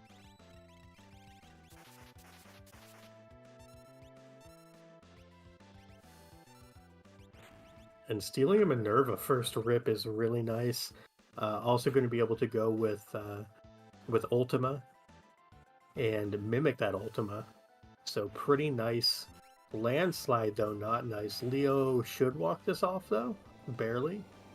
But a bunch of Ultimas raining down should take care of this goddess. Probably one more Ultima needed. Surge, and I think she turned towards Leo again, and no, that's good. That was on Go-Go. So this Ultima will do it, and Glue going to be 2 statues down. So that's taking crazy. A very aggressive route through, but that is the benefit of the Paladin shield, being able to shuffle that around. Sets are died. Goddess with the self-offering, if you will, to the gods in Glue's favor there. Quake taking care of Goddess herself. That is hilarious. That's crazy. So we have Glue soloing chicken because of the Paladin shield Terra with one character. Schwann's hitting it with all 4 characters, having to take a reset on their end, and his chicken's doing Grand Train now against him. That's an AoE Elementalist attack. Single target though, I guess not multi. It's always weird how those abilities only hit one target sometimes. Yeah, that Paladin shield, though, that Glue opted to put the time into is absolutely paying dividends here. Amazing. Frog, by the way, is still not in Kefka's Tower yet, as Physics does dive in for their first time, 114.38. Frog currently in Zozo World of Balance right now. They're currently at 8 characters, 10 espers. So they do have KT unlocked. They are 1 boss away from getting skip. So looks like they're going to go for a boss skip first before diving in. So they might be able to pass Physics here. Yeah, definitely a strategy you can employ if you are strong enough to do it. We see Meteo coming out from Doom. Celeste is just whacking away with an Excalibur and about 100 Vigor. This is going to be great in the first phase of this fight. North Cross is going to not be great, but it is blocked, thankfully. the fear here becomes the Targeting timer, blaster because and Excalibur timer. is not going to hit here unless Oh, we picked yeah. up that sniper sight. Yeah, and I think he did buy sniper sight earlier on in the relic shop, but it looks like he did not equip it here, as that swing does go by the wayside here. Let's see if he has any AoE. He does have Ultima here, Ultima time. so it yeah. looks like he's going to be Only busting out the able to use Ultima, which one, will around though. that wall the Doom bit put up there, because it does create reflect and image at the same time here. Do we have a rod? We can break a fire rod, a pearl rod. Yeah, that's what he's looking for. Oh, we do have a fire rod. We do have ice rods. We have we have a bunch of rods. Yeah, the fire rod's got to come out here to finish this. He's only going to get 2 more actions, so this has to be that second fire rod. Yep. And it has to kill. Oh, we're switching to going for thunder. Okay. Saving that fire rod for a rainy day, it looks like. Not a kapow. Yeah. Fire ineffective. Okay, well, this needs to do it. This needs to do it. The counter is going to tick down, and it's not a double knockout. Looks like they're going to survive here. Yes, it is a win. Glue taking out the third statue boss here is going to get into Kefka. Woo! I believe that is another hash brown calculated moment from Drinks Clue. There have definitely been a couple in this seed where our runners are like right up against it. Well, dead check for Frog doesn't really bother him because he already has 8 characters, 10 espers already. So, but does get the boss. He is going to get shortcut here, so he'll be diving into Kefka's Tower very, very soon. Yeah, and that is switches 117.23. So Glue going into tower second behind the Schwans was able to pass them in the tower. Yeah, largely on the back of the Paladin shield. So it might be some, food for thought for runners in future weeks looking at this, that Paladin shield has really been the difference, between Glue being able to get through this. Schwans, by the way, did already reset the party here, and has now put the 2 members on the sides now, as the Rupert sets her in the middle lane. So now they're going to be refacing the last 2. So he still has 2 statues left, as Glue does enter in the Kefka here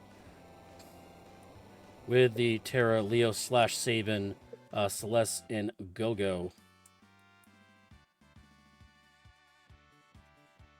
Yeah, and Schwann's just going to hope he doesn't get bullied like the Poltergeist bullied him, because that was pretty rude. But tier 1, we have X-Zone hitting on Drinks Glue's side. That will take care of the long arm on the bottom left. We have the head, which is weak to fire. And then we have the short arm, which is weak to wind. So something like Merton, for example, can actually hit both of those for increased damage. But typically you want to take out the head first, because it knows nasty moves like Dread. It's just not the pleasant part. You say the name of the ability and the enemy casts it. That's like the 4th time you've done this. Okay, look, man, I'm just playing the odds, okay? You literally said the word Dread the same time it popped up on screen. Also to mention short arm, which is the clenched fist there. Every time you do hit it with a skill, it will counter with a punch to the face. So that is something to be careful of on a weaker armored fellows in your party. Yeah, the short arm is very spooky. Definitely want to get through it as quick as possible. Don't want to take a bunch of punches from it. Celeste blocking there is huge, and then these dice will kill from Terra. Yep. As long as she doesn't get crit, we're going to try to not commentator curse this. This is going to do it, but even a crit isn't going to take her out in the back row. So no response at all from the short arm. So tier 1 is done for Drinks Glue. Now we're going to move on to tier 2, where we're going to have a lot of stuff happening. Yeah, one thing you will notice is that because these guys are fighting a lot of bosses in a row, you will see them sitting on the magic screen and some other screens like that at the bottom of the menus. that actually pauses their death timers that are above their characters' heads, and that lengthens that timer out. It also stops the action bars from happening as well. So I just want to mention that as you want to run down what we do on this stage, Kefka 2. Yeah, so Kefka 2, there's 4 parts here. You have the blue part in the front, which is called hit, because just like its name, all it does is hit. It likes to punch, and at the end of the phase, it will punch 10 times. The bottom is tiger, because it looks like a tiger. It uses a lot of really mean abilities, including turning the party into a zombie. It can also use North Cross, which is awful. The middle piece, which is the hardest one to see, is called Tools. It will really not do a whole lot, but can be annoying and can be instant death, so you'll see a lot of instant death come out against it, or, just Ultima spam. Stop coming out from Magic. Magic is the back one, so you see the left arm, the monster's left arm kind of extending towards the left part of your screen. That is the scary one. Magic has a ton of abilities it can do. It can cast Muddle, among other things. It can mute, it can do a whole bunch of mean stuff, plus when it dies it casts Quarter, or loves to anyway, not guaranteed. So you want to try to mute it if possible, before it mutes you. Probably not an issue here for Glue, because that Celeste, I believe, is just attacking. But this is a situation where Magic has about 40,000 health, the other parts have about 30,000. So it's basically just, go through, deal as much damage as you can, try not to take a lot of damage, and just survive this phase. And Glue is opting for the AoE route with all those ultimas, much more so than kind of focus firing individual pieces. Playing with fire a little bit here, though, HP is kind of low, and if the 10 hits part comes out, we could see multiple party members go down here. So probably needs to heal up sooner than later. Very much so. By the way, Schwann's in our chat area saying the fact that I had 0 Phoenix Downs really killed this run in KT. As we do see another reset out of them fighting Goddess right now. Again, the statue bosses being in their normal positions just swapped around, which I don't think they really got swapped around. I think they were in their vanilla positions this time around. So they're randomized into their vanilla positions. I think Doom and Goddess were switched, but yeah, Poltergeist was vanilla. No, Goddess was on the right lane there for Swans, I believe. Oh, I thought she was left. Never mind. My bad. No, she is left. Oh, my bad. Okay, you're right. No, yep, so Goddess and Gus New worst flip-flop. Either way, the Poltergeist one is the scary one of the 3. Typically, Poltergeist is just a jerk.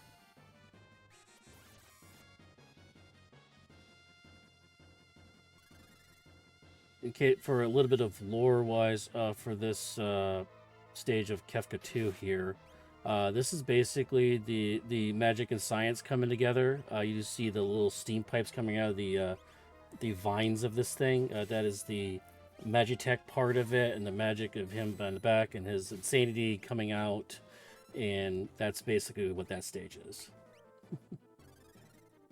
And mixing with the I forget which statue it is.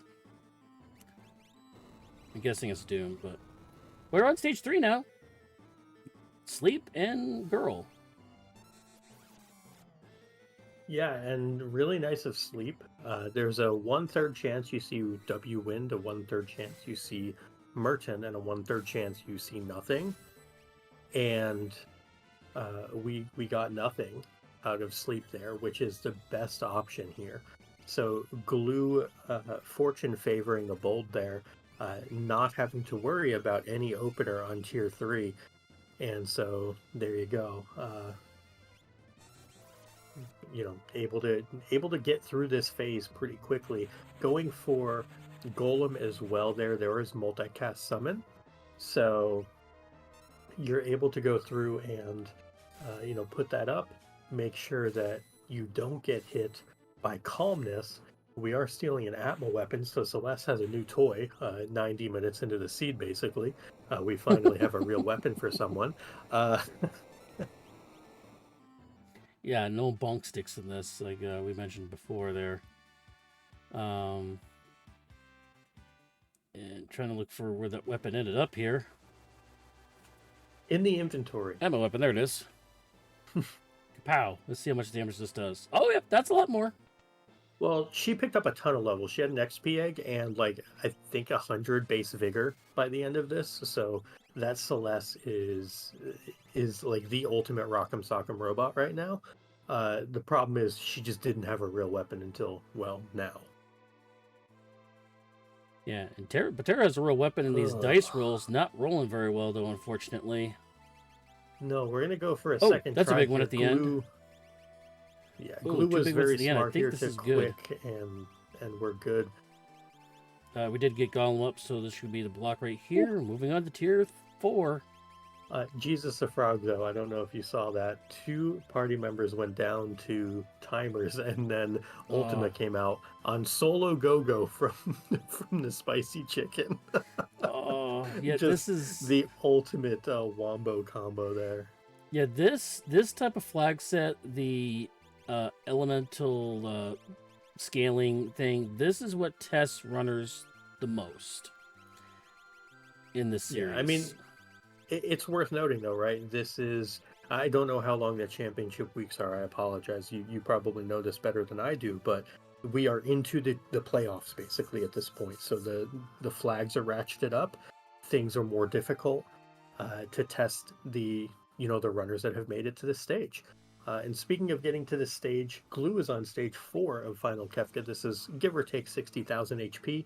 After about half of it, 32,000, I believe to be exact, it will go into potentially the Goner phase as opposed to using the Fallen One ability early on. So it's a situation where Glue is going to try to throw like 32,000 plus damage before Fallen One comes out, and then go ahead and plow through the rest of it. Unfortunately, not quite able to do so, but has a Mega Elixir, so can heal back up and should be fine from here as long as Terra and her dice cooperate. Yeah, but we want to pause there because if we hit him any more there, that's when he's going to start countering with hyper blasts and stuff on us, because those really hit with the counters. But now he's at Goner stage, he's not able to counter, not able to do any actions. He's charging that big laser up to hit your party with. Now you're able to dump the damage, dump the quad 9 ultimas, the quad 9 Atma weapon swings. You're able to usually get about 3 or 4 attacks in before you get up. But I think that's going to do it here. Crack pow! GG Drinks Glue is the winner there. An approximate time of 1:28. I believe it's 06, if I'm not mistaken. Yeah, and GG's to Glue. Really nice run. Because of the condemn timers, we also see Kefka going into jail there. The bars across the screen, one of my favorite things that happen when condemn is on the party. So Kefka, you are being imprisoned where you belong. Have fun, friend. GG's to Drinks Glue.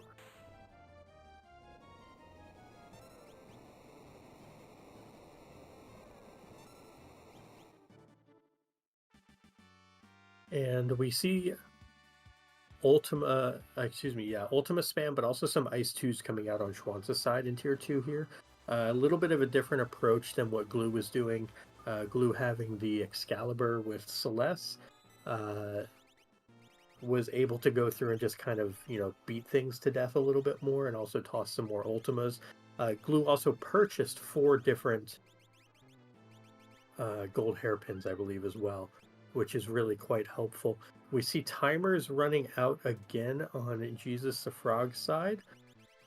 Life 3 came up, and then the condemned timer ran out, and Setzer died a second time. That was kind of a weird little interaction there. Oh, and then a meteor on top of that. Yeah, meteor. Yeah, that's going to do it for Frog again, unfortunately. By the way, we do see winner on the screen there for Dream School. That's just on this heat. It doesn't necessarily mean anything because everybody is running in a one big giant room. There's like 16 different players in one room. So right now he was the leader in the doghouse right now with that 1:28:06, I believe was the time. So he will. So at the moment he is in the charge with this heat. Yeah, I assume there are other players out there who will be running this as well, if they haven't already, who will likely try to stake claim to that. But you had mentioned earlier, and you're going to be much more well versed on this than I am. You had mentioned like the winner and other runners based on their placements getting magic points and things like that. Is Glue going to be getting more points for that or less points? Is this Less. benefiting him by winning? Is he at Well, risk of not winning anymore? How does that all work? well, you get two things. You get championship points, which is the points for being first, second, third, or fourth place, like you would in any kind of racing, like Formula One, like that. However, you get an inverse amount of points of magic points, which I believe they doubled it. I don't know if they kept it doubled for the championship round though, but your position that you finished in, that's the amount of magic power you get, or double that, and you're able to cast spells on the next race, which adjusts your finishing time. So, say Glue did finish again, say 128 again. He could have had a couple spells cast at him after the race was over, and his time could get adjusted up or down depending if he casted haste on himself, which makes him go faster, or somebody cast fire 3 at him and makes his time go worse. Or there's also Ultima, which just blows up everybody in the top 2/3 of the entire room and lowers their time. So a lot of shenanigans can happen after the race to adjust the time. However, I believe in this first round, everybody is in the clean slate of MP, so I don't think there's any spell casting this time round. So I think what the times are stays. Correct me if I'm wrong for this round. But the next round, that's when a lot of the shenanigans will be happening. And it is double MP, according to Schwantz, who is one of our administrators and also a runner in this run. It is still double MP. Worth noting, Doom just dealt quad 9s to Mog on physics side. That was neat. Boogle down! We have a bit of a problem on physics side. Okay, Gogo has broken through the shield. We need a big spell to happen here, or a life 3 to come out. Oh boy, he's double targeted now on Gogo for site physics here. So even if Gogo goes down, regular bolt. That's damage is not going to do it.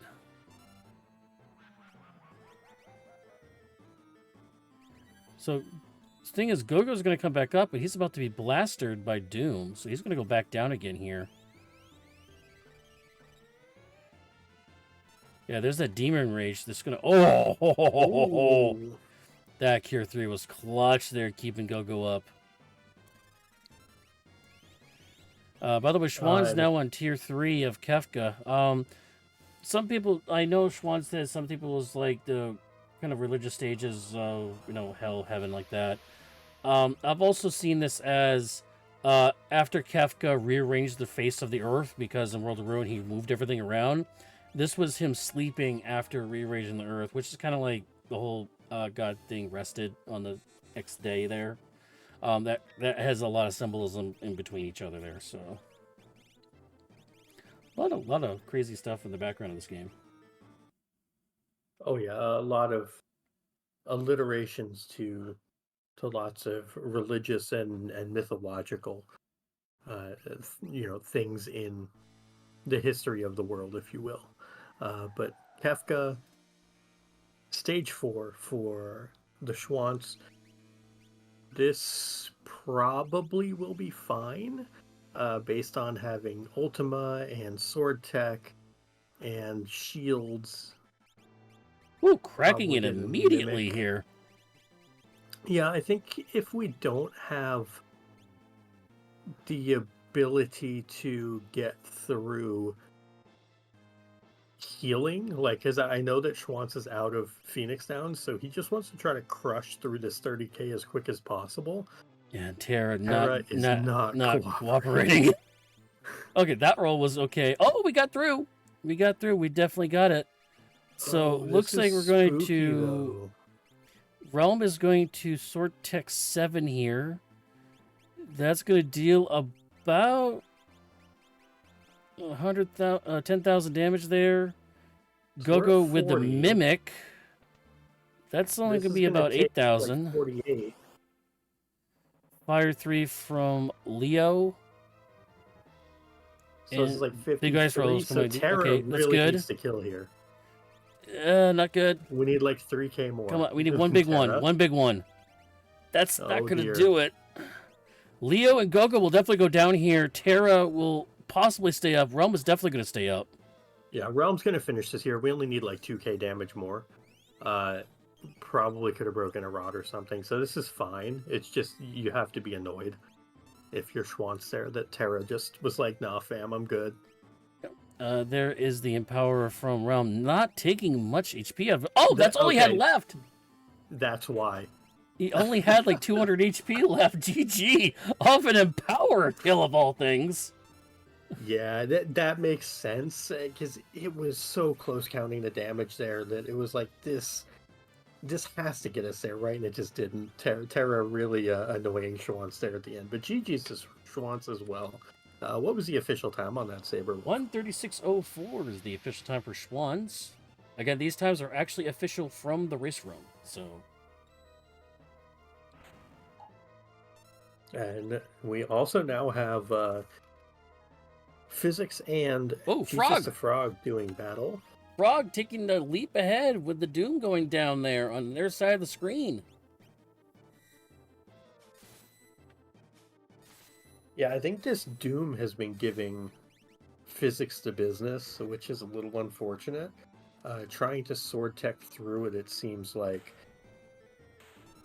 Well, I guess sword tech, and there's a big dice roll as well. I guess maybe Physics never found the offering. So might be kind of stuck with single dice, which definitely is a limiting factor compared to the runners who found the the offering.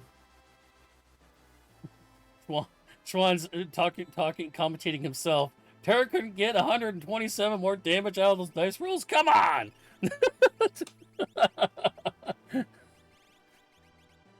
One is the loneliest number. It is also man. Terra's favorite with dice.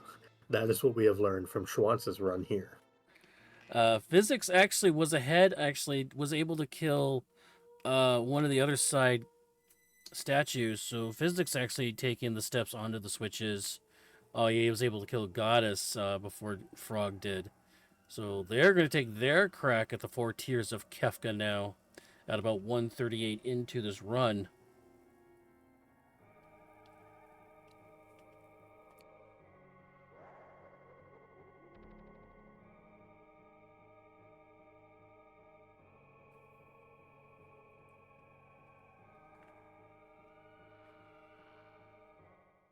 And it looks like we have Jesus the Frog has a Cyan who's a bit of a sleepy boy there. Who's taking a nap on the job.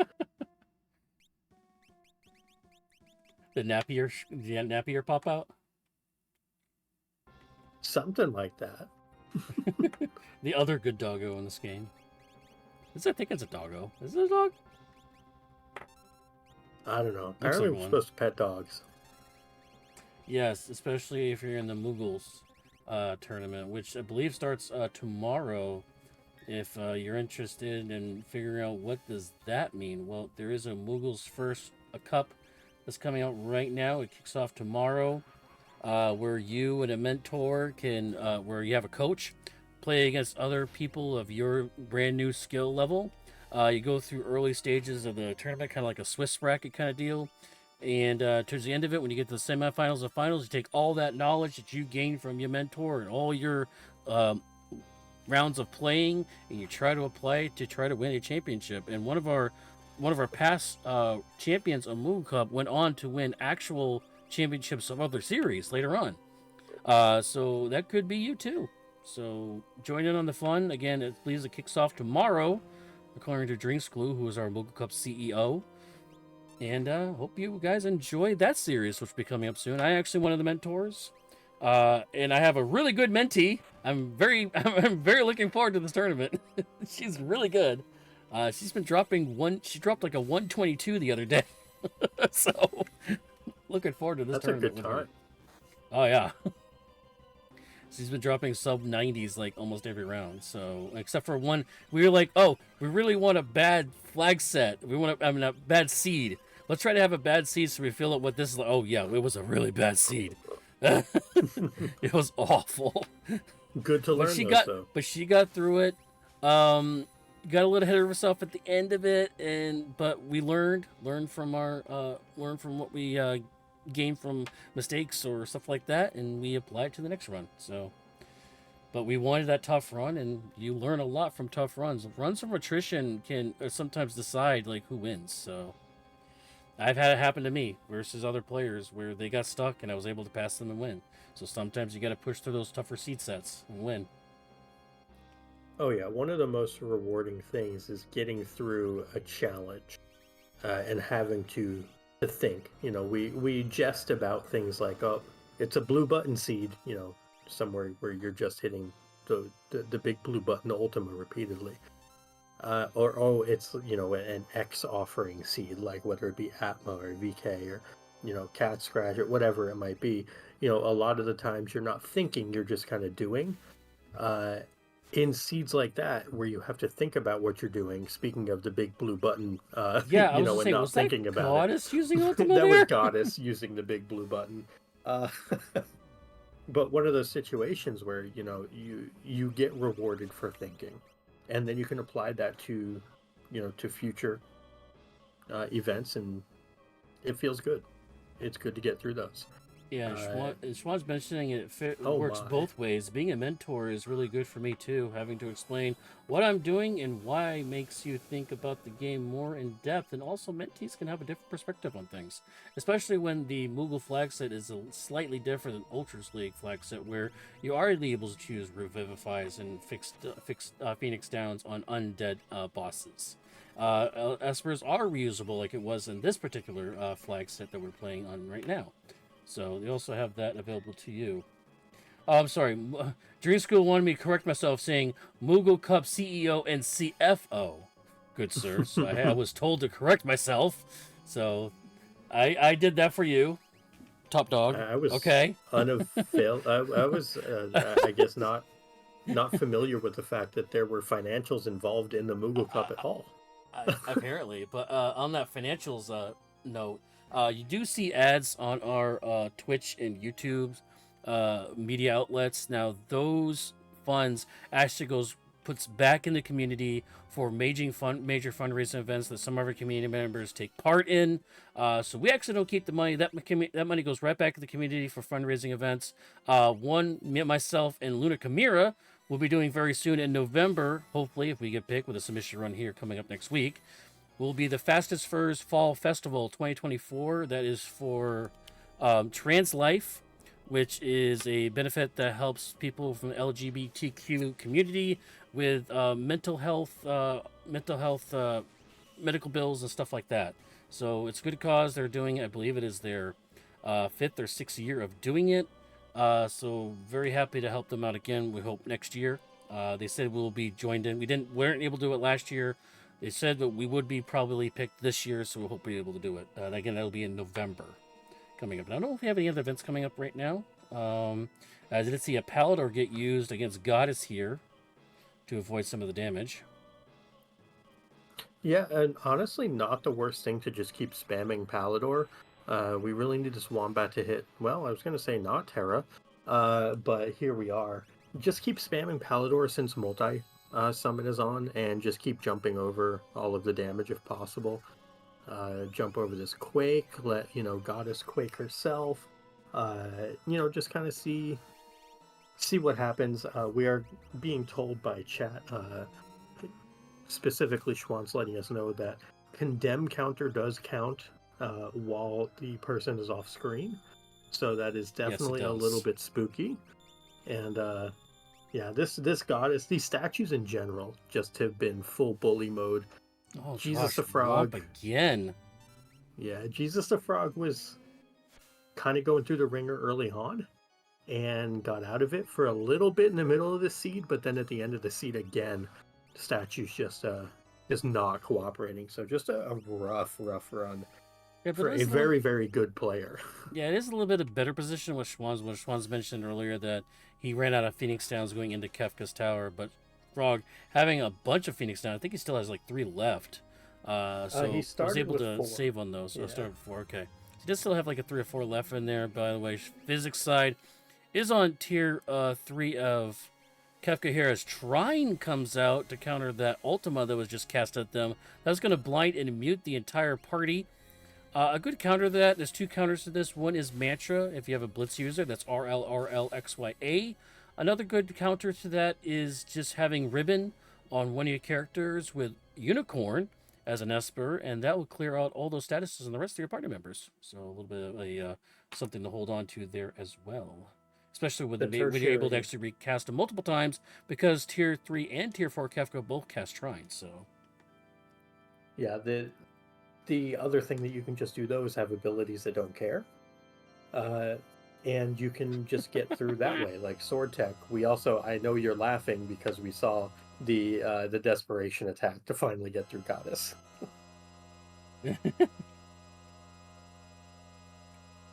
Well, I was thinking Honey Badger don't care with the Whelp. That's what I was thinking of. Actually, that's why I started laughing. But we do see a Desperation attack come out on Jesus the Frog side. I believe that was anyway. It was 9,000 damage. Nice. And yeah, Goddess finally deciding to let Jesus the Frog pass.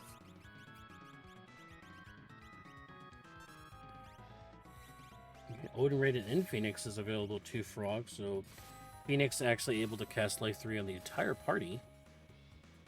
Pretty huge. Very handy.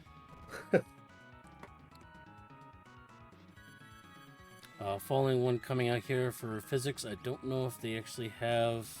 Doesn't look like they have a Mega Elixir, so Cure 3 is going to be the answer here out of Terra. As he tries to unmute his realm and such to be able to attack Kefka here. I'm guessing to be able to cast Quick on Realm. May not even need it, though. Could probably just spam Sword Tech 7, break a shield, and mimic the shield break. I did see ice. Okay, we have 2 ice shields, so definitely going to ice shield mimic here with Terra. Not even going to bother with the dice rolls because we've seen Terra low rolling quite a bit here. Yeah, I'm a little bit afraid of our damage range here. Oh, that was a lot better. But we did not get any spooky abilities, and we're straight into Goner phase. We have more than enough damage on physics side, so he's very close to the finish here. This Sword Tech and this Ice Shield and this Mimic, more than enough damage to get us through here. So the Mimic does pause the timer too. That's a crack pow, a physics bang. Get the official time there in just a second. 1:48:18 is the official time for them. Yeah, GG's to physics. Very well run. Statues decided that they were going to bully a bit. We have seen, different runners do different things here. Physics also did the double run up the tower, I believe, went full middle, and then came back, I think, and did either the statue skip or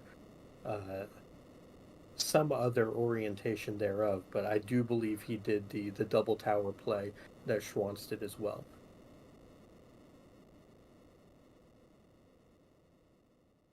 All right, unfortunately, the rest of this run here, we are not going to have any audio as Jesus Frog was talking on their stream there. So what do you mean we won't have audio? The people have us. I know they have us. They don't have natural all the audio they don't have the need. natural sound of the game audio. Okay, so we're not going to be able to hear him smacking Kefka 1 here in the face. But they are trooping right along here, trying to get under 2 hours here. I mean, that realm doing 3,500 damage every swing of those Sword Tech 7s, that is going to help. That's 14,000 damage. That's a lot of damage for a realm. That means that Strength 2 Esper that we found pretty early on has been on her for a long time. Yeah, Strength Sword Tech. I actually found it interesting. One of my runs I did earlier, I had Sword Tech 4, and also had Atma Weapon with Offering. And even though I was only level, I think it was like level 16 or 17, my Atma weapon was doing more damage than my Sword Tech 4 was. Well, Sword Tech 4 doesn't ignore defense. So that's a big part of it. Sword Tech 7 does, Atma weapon does. So that's gonna be a big chunk of that. Sword Tech 4 is for lack of other things I can say on stream is poop. Sword Tech 4 is just it's just bad, man. Like you sometimes you got to use it because it's your best damage, but it's not good damage. Like Sword Tech 6, Sword Tech 7, Sword Tech 1, because Dispatch, which is Sword Tech 1, also is damage penetrating. So oftentimes, like Sword Tech 1 is just better than Sword Tech 4. Sword Tech is weird. And then you have the Empower thing at Sword Tech 5, which, we saw Schwantz kill Final Kefka with, which was cool. Uh, Sword Tech 5 is basically an elixir every time you use it because it's based on magic. Yep, along with Sword 6 Tech's as a well. thing. Yeah. Yeah, Sword Tech is just a thing. There's a lot of knowledge built into one little ability. Not as much as like knowing your rages and your sketches, but there's still a lot of information to digest with Sword Tech. Yep. Which you can learn with the Moogle's Cup. Uh, when Indeed. when one of my favorite. Oh, that's half the team frozen there on Frog's side there. Yeah, but not Realm. Not Realm, not Realm. Realm's still bouncing around the screen doing damage. One of my favorite interactions with scaling stuff is again is will always be Shadow with Interceptor. Mm-hmm. Scaling with magic. So those earrings you put on Shadow and you want to scale them with magic power +2, that doggo counter. I've seen 4 to 5,000 damage counters out of that doggo. It can be amazing. Doesn't work on flying targets though, so when you get the Kefka, not as helpful, unfortunately, past tier 1. But all the other bosses that don't fly, oh, it's amazing.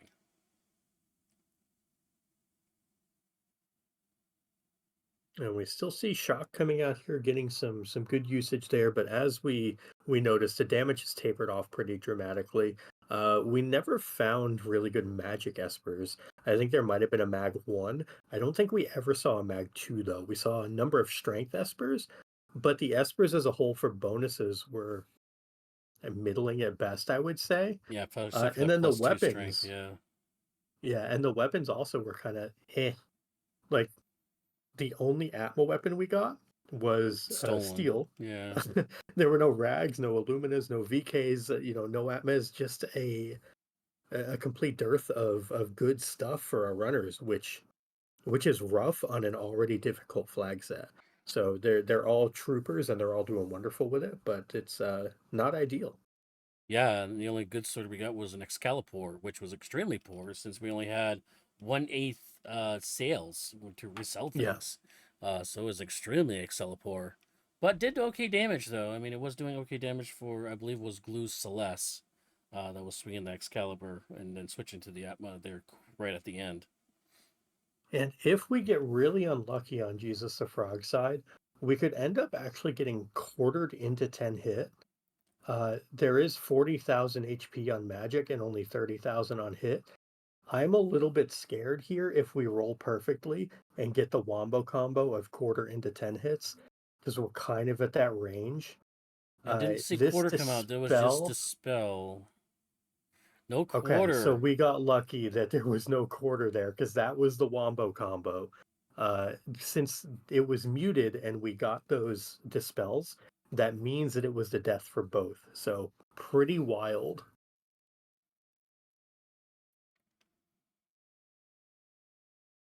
Avoiding disaster though. Big brain play. And once again, we're back to tier 3 again. Focus is again girl, who's the floating feminine head of floating above the laid back. I guess you could say Kefka. Uh, they do have 9,999 HP. They absorb all elemental damage. So the only way you can really get her is by physical damage, by throwing like shurikens, meteors, ultimas, flare also does work on her. But you have to be a little careful with the AoE because you're also hitting sleep. Sleep, the more damage he takes, the more agitated he gets because you're trying to wake him up. Is the best way to remember it. And so you have to be careful how much damage you do to sleep because he can counter with nastier things the lower his health gets, like Meteor, which is a physical magic attack, and or Trine and stuff like that that can really get your party down. And he can actually double cast Meteor, which can do thousands of damage to your party, and you can hit back to back with it. So gotta be really careful of it. Whirlwind out of Girl does tell you how much HP they have, because Whirlwind is equal to their current HP.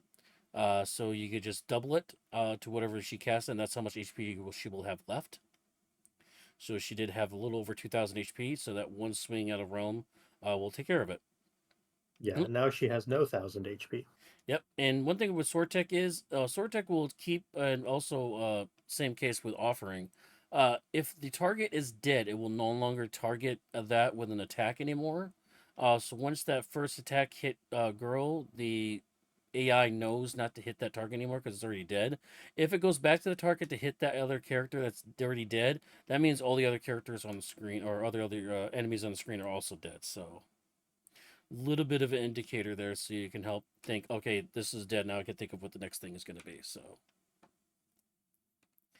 Oh, and that is life 3 going on to the calmness. Double calmness on Go-Go. Go-Go's going to go down. Oh, man. Yeah, it's fine. We kept Realm. That was like a what? That was like a 5% chance of happening. I think, or something like that. Oh.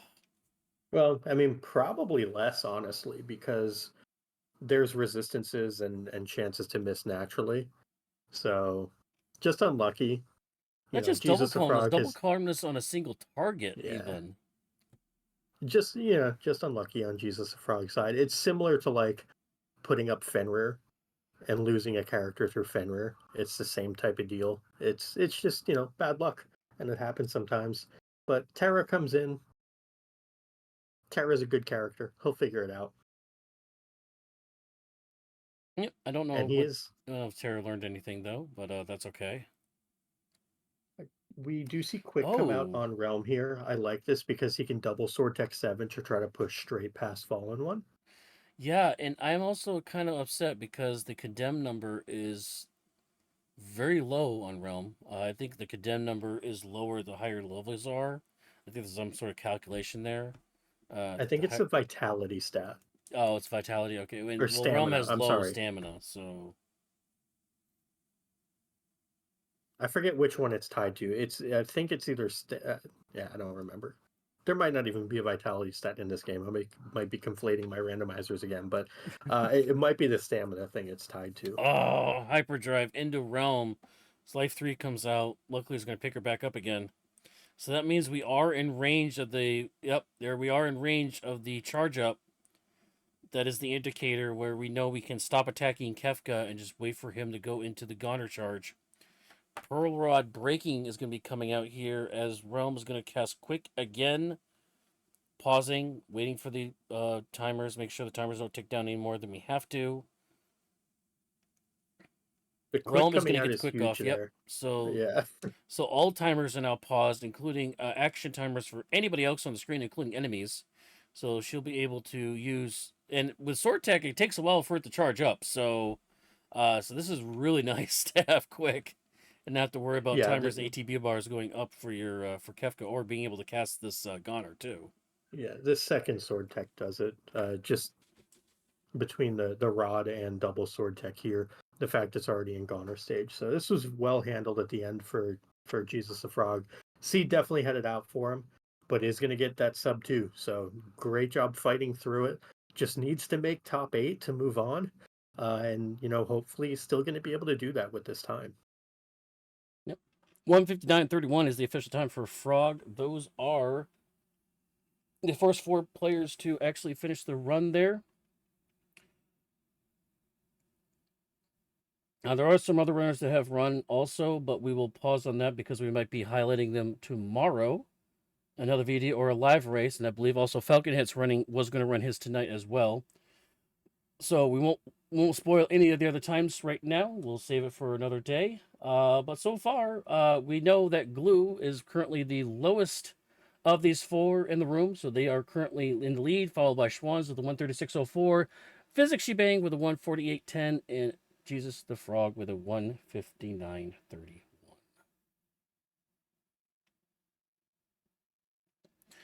Anything else you want to highlight there from the run there? I know we don't have, unfortunately, we don't have our runners in the room able to chit chat with us. No, I think just the big thing to highlight is when you have runners of this caliber being pushed to 90 minutes and beyond, you know that the flags were designed in a manner to test the best. And I think that is what you want out of tournaments. So, not being intimately involved in this one like a lot of other folks, more on the outside looking in on this one. I think the design philosophy for this particular flag set is right there. It might seem a little difficult. It might seem even a little unfair at times, but it's a good test of fortitude and a great way to have skill expression in kind of a non-traditional manner with the way things are set up. So just huge shout outs to the folks behind the scenes coming up with all this stuff. The brainiacs behind the scenes are always the ones that really get the ball rolling on this stuff. Yeah, and also shout outs to I know Boo and Double Down and Drinks Glue and Schwans. I know several of those guys always try to think up new events and new ways to work this randomizer of a game we also love and dear, Final Fantasy VI, probably one of the greatest games created of all time, across all just first generation, and having it be timeless as well is a really, really cool thing. But once again, those are the flag sets there. There'll be more runs, of course, later out throughout the week during the finals week. Again, this is Havoc Ring. 7 characters, 10 espers, 14 bosses with an arch battle for Skip. You only start with 2 characters, Leo. We know in this run that will be Setzer, will be the other character there. A whole bunch of plethora of other crazy stuff, including Fallen One being hit on your party once in a while, multi-summon on, the scaled elemental effects that we saw with Ultima coming out of a dragon in hitting the party and stuff like that, and lower sellback rate as well. With the light remove, we did see that to use with the lock in the Cyan check and Zozo. Does come in handy a little bit.